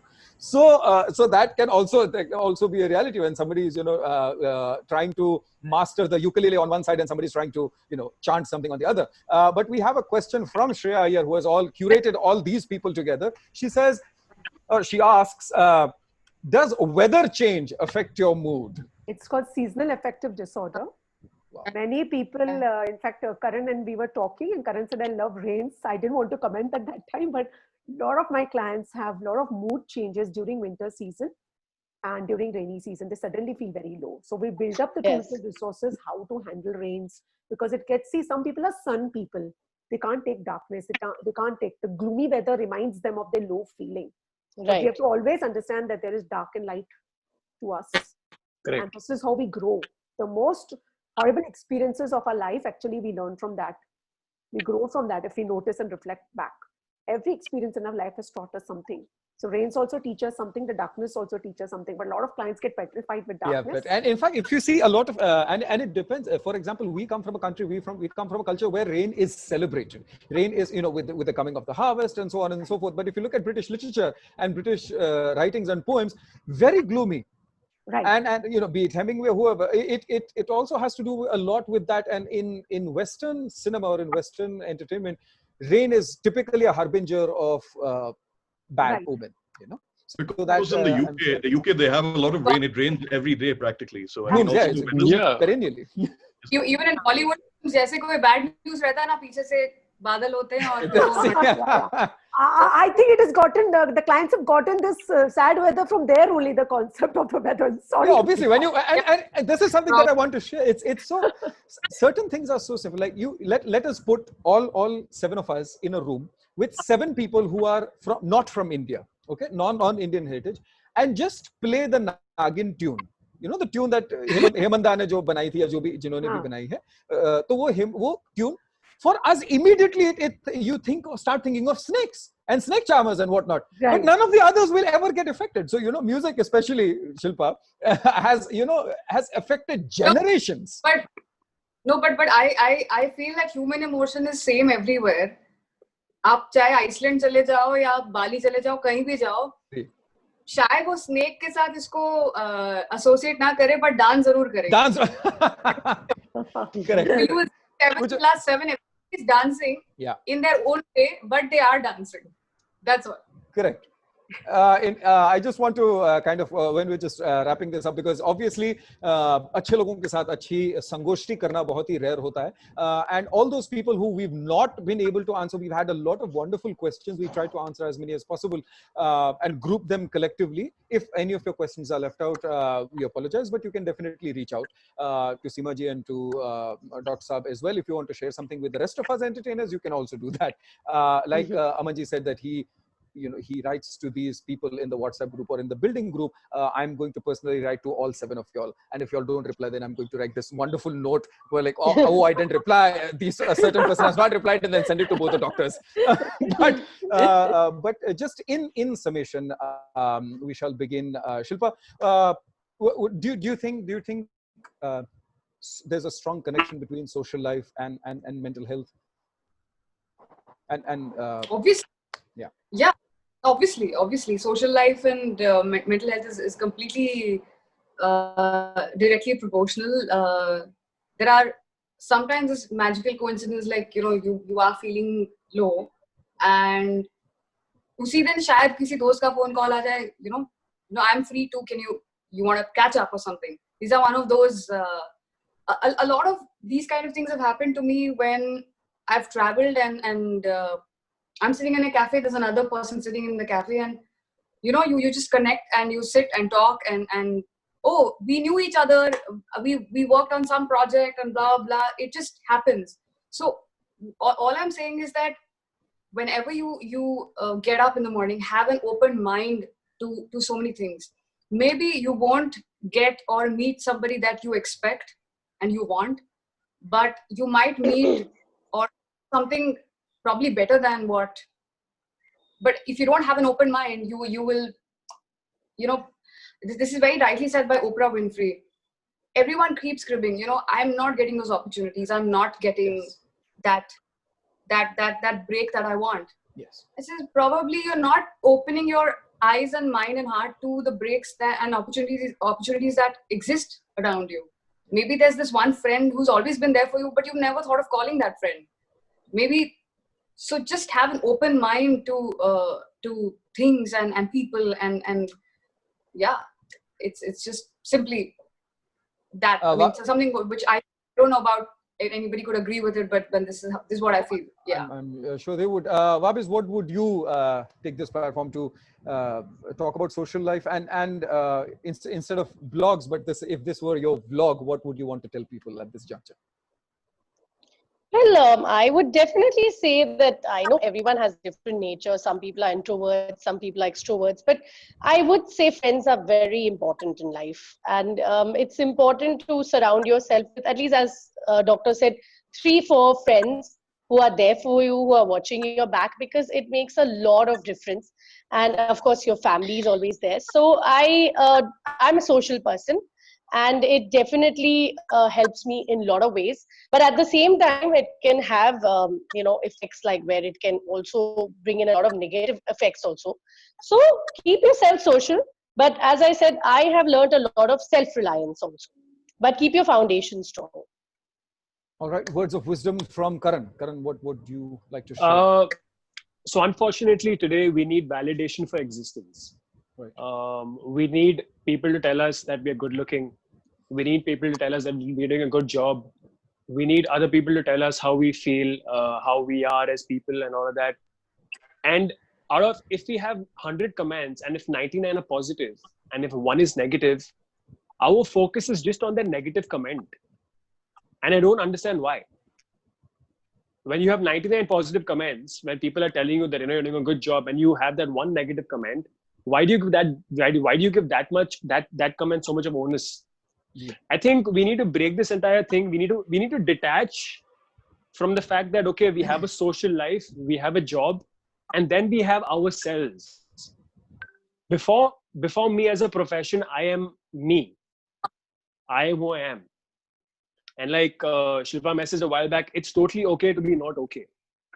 But the fact that you wanna try, you have that willingness to go and achieve, even if you want to achieve a little bit. Understand, there's a reason why there's a hierarchy today. People are at a level because they've reached there, and you are not there because you haven't reached there. You may or you may not reach there, but you may reach a different high. Exactly, but in that entire process, don't beat yourself down.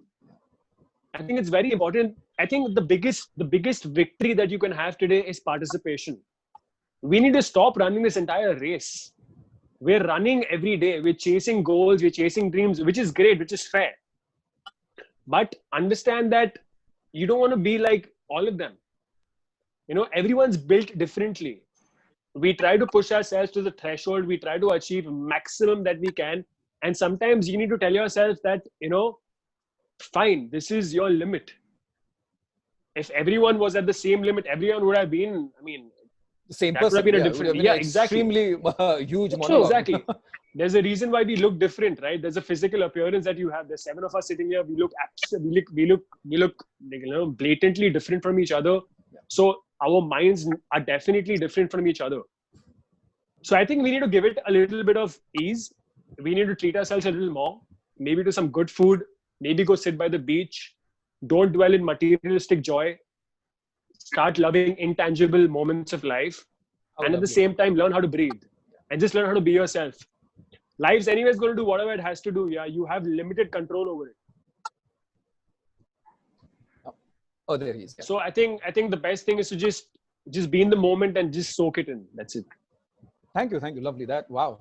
Zen state of mind is what we need to all slowly move towards. Speaking of Zen and अनुभव का अमृत आपने share किया सीते, और आप क्या बताना चाहेंगे Debina ji? What would you like to tell all these people that have participated and that are going to also kind of watch this later on?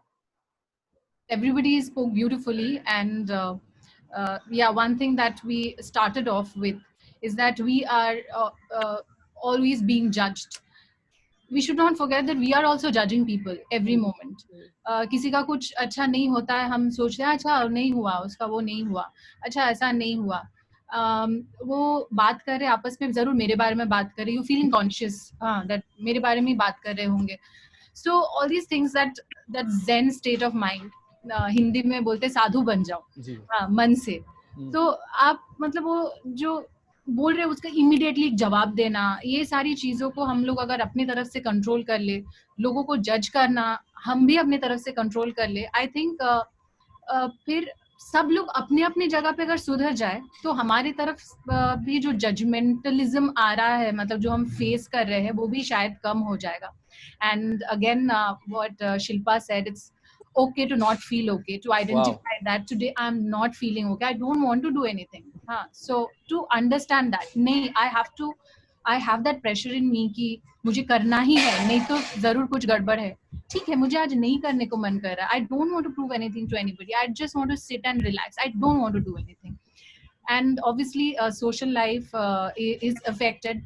कभी कभी फोन आता है, फोन उठाने को मन नहीं करता है, नहीं उठाते हैं, लेकिन दूसरा बंदा फोन नहीं उठाते तो हम सोचते अरे क्यों नहीं फोन उठाया, मेरा फोन कट कर दिया, हाँ मुझे इग्नोर कर दिया, उसको भी मन नहीं कर रहा है, छोड़ दो. हाँ, तो ये आपके आसपास अगर कोई लोग है जो तुरंत ऐसा कुछ सोच रहे, आप बोल दो कोई बात नहीं यार, उसको मन नहीं होगा, भले कुछ नहीं कर रहा होगा, भले बाथरूम में नहीं होगा, कहीं नहीं होगा, सामने फोन बज रहा है, मेरे साथ होता है, मेरे सामने फोन बज रहा है, मुझे मन नहीं करता फोन उठाने को.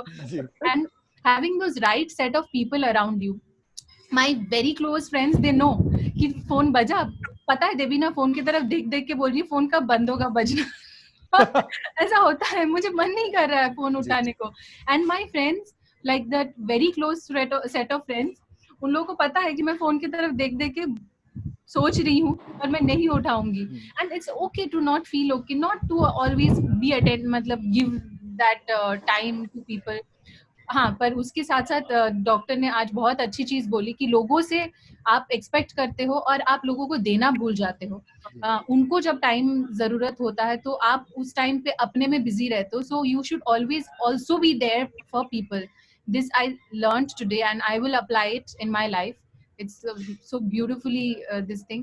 And one more thing that I learned, I think I'll just tell it to the audience कि लोगों को लगता है कि अगर कुछ आपके मन में चल रहा है, you feeling anxious or whatever it is, बात कर लो. डॉक्टर के पास जाने की क्या जरूरत है, क्यों डॉक्टर तो बात ही करेंगे, मतलब सुनेंगे, लेकिन डॉक्टर्स टेस्ट रन करेंगे to understand, identify the problem. और हर एक प्रॉब्लम का कुछ मतलब ट्रिगर होता है जो डॉक्टर आइडेंटिफाई कर सकता है और उसका सोल्यूशन निकल सकता है. ऐसा नहीं कि आप रैंडमली बात करके ही खत्म हो जाता है. तो this thing I also learned today and these are also beautiful. या and I think that's very important. और थैंक यू फॉर्चुनेटली कि आपका आज चाहे मन किया हो ना भी किया हो, लेकिन आपने कॉल उठाया, वीडियो कॉल अहमदाबाद टाइम्स का, so that you are here as opposed to just looking at the screen or whatever. But आप सभी का मन किया that you all come and share this. And I was, in fact, when Shreya was telling me that these are the people that have joined us, and I said, when I was researching, you know, it's great that you all have been vocal about all your problems and all that you've gone through. And I think इस संगोष्ठी का एक बहुत ही अच्छा title Shilpa ने हमें दे दिया है, which is it's okay to feel not okay.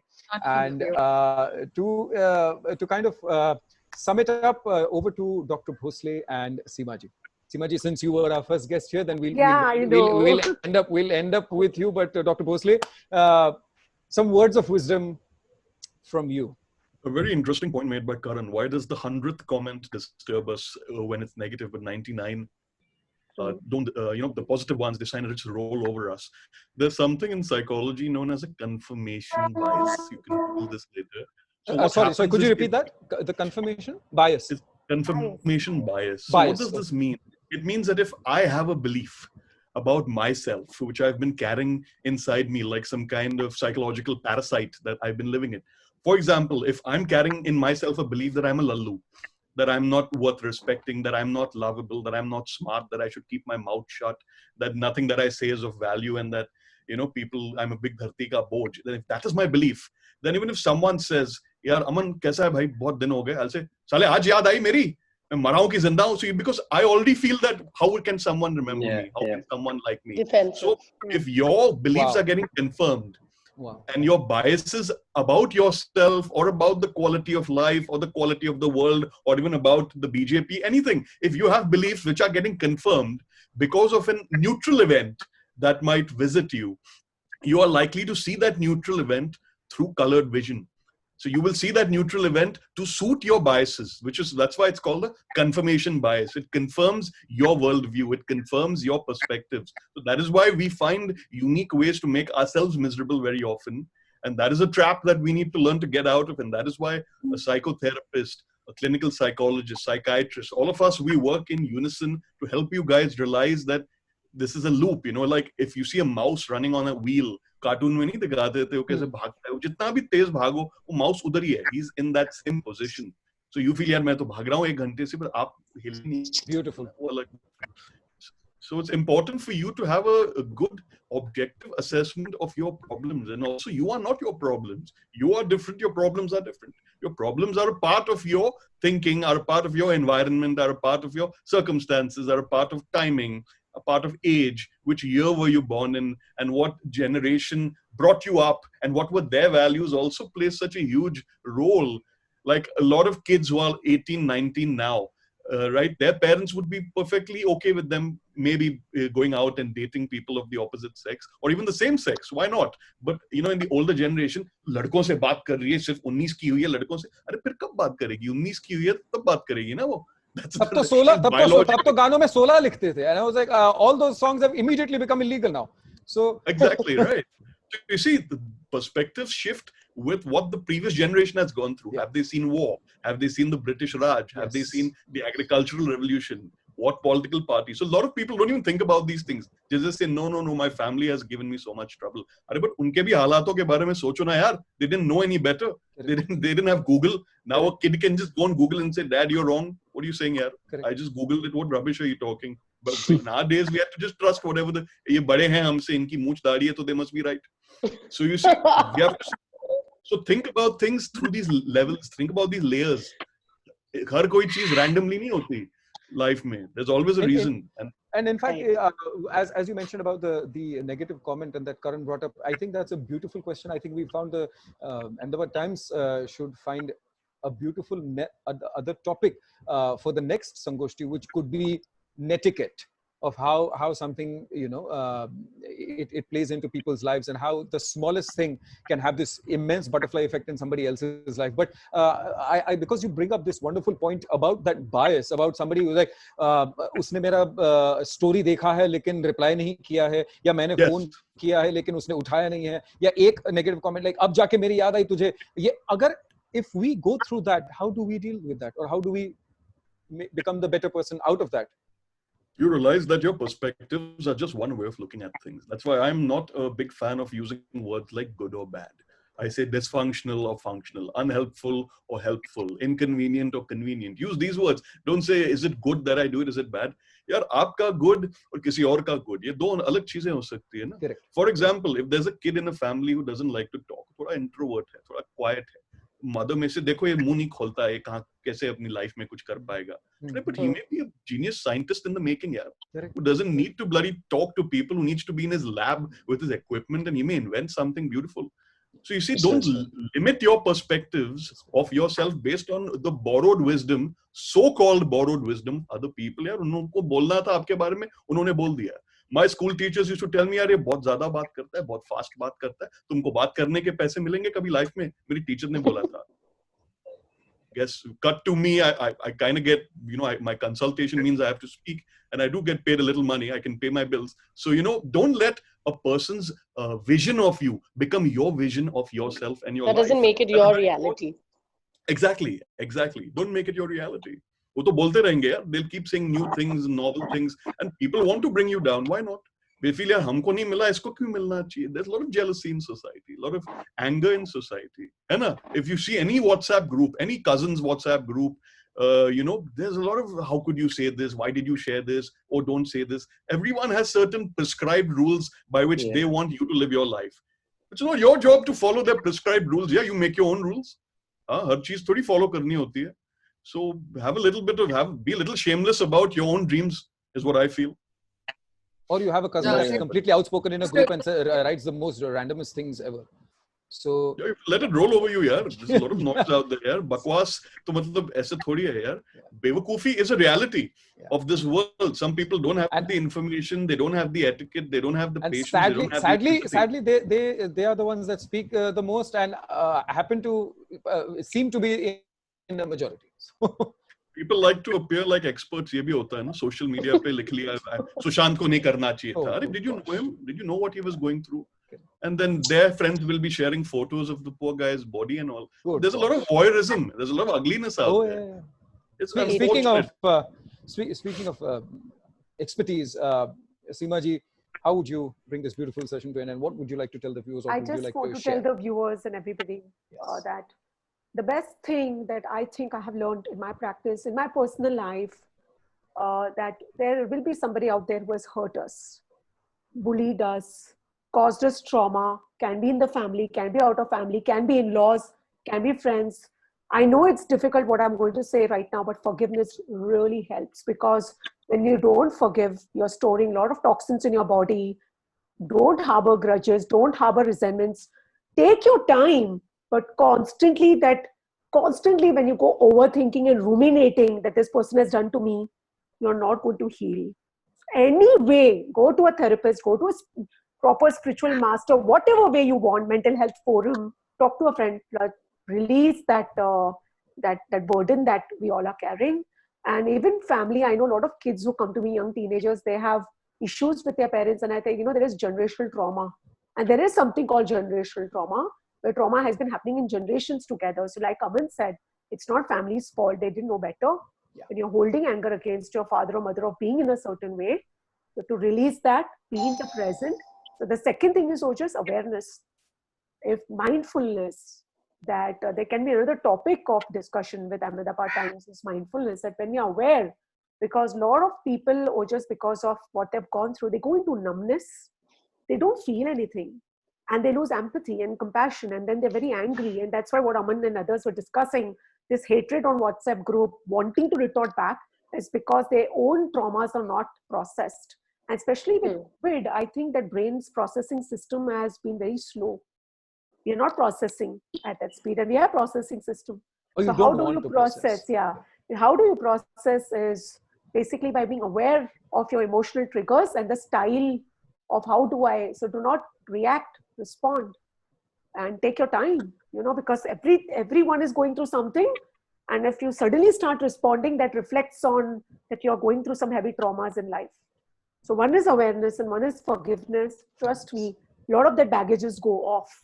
Your brain stem, nervous system will repair better. Thank you so very much. At this point, we would just like to conclude the whole thing. Thank you, first of all, to all the entertainers for sparing this time out of your lives. Even though it could be just quarantine or lockdown, I'm sure there are immeasurable creative things that are popping up and that you all are doing. It could be anything ranging from going to the beach with a mask on, or be it spending time with the pets, or gymming, or doing riyas in front of plants. Thank you so very much on behalf of Ahmedabad Times for sparing this time and sharing the not so spoken of or so-called taboos that people have. And I'm sure that a lot of people have found some kind of refuge in it and may have also taken inspiration. And you never know, as we've all somewhere gone through it, be it fan mail, be it just people coming up to us, kahan kisi ko kya kahin affect kar jaye positively, hum nahi jante. मैं एक चीज बोलना चाहूंगा, ये जो आपने कहा, we never know, जी, कि फिलहाल हम मेंटल हेल्थ को ऐसे सोचते हैं कि we never know it may help somebody. I really wish at some particular point in time we know that it's helping a lot of people. Because then it will definitely reassure us that this is something that is working. That it's working somewhere or the other. I don't, and I'm sure we have other experiences also. Thank you to both the health professionals, Seema ji and Aman ji. Thank you so very much. कहीं ना कहीं फिर वो जो भी हो, राम वाला भाव हो, रहीम वाला भाव हो, कहीं पे भी वो I think अगर पनप भी जाए तो I think we will be all happy. And if we all find the answer to what that essentially means, then I think we shall reconnect someday at some point of time. Thank you for the resources that you have shared. Thank you for this virtual one-to-one, as you know, be it be it beating the blues, be it a heart to heart, whatever it may be, for listening to us and reassuring. क्योंकि काफी चीजें हमने जो share की, जो आपने affirm कर दी, I'm sure all of us, because मेरे दिमाग में चल रहा था, किसी और के भी चल रहा होगा कि नहीं, हाँ चलो वो मैं कर रहा हूँ, thank God I'm on the right track, as it is approved by the experts. So so thank you so very much to the both of you.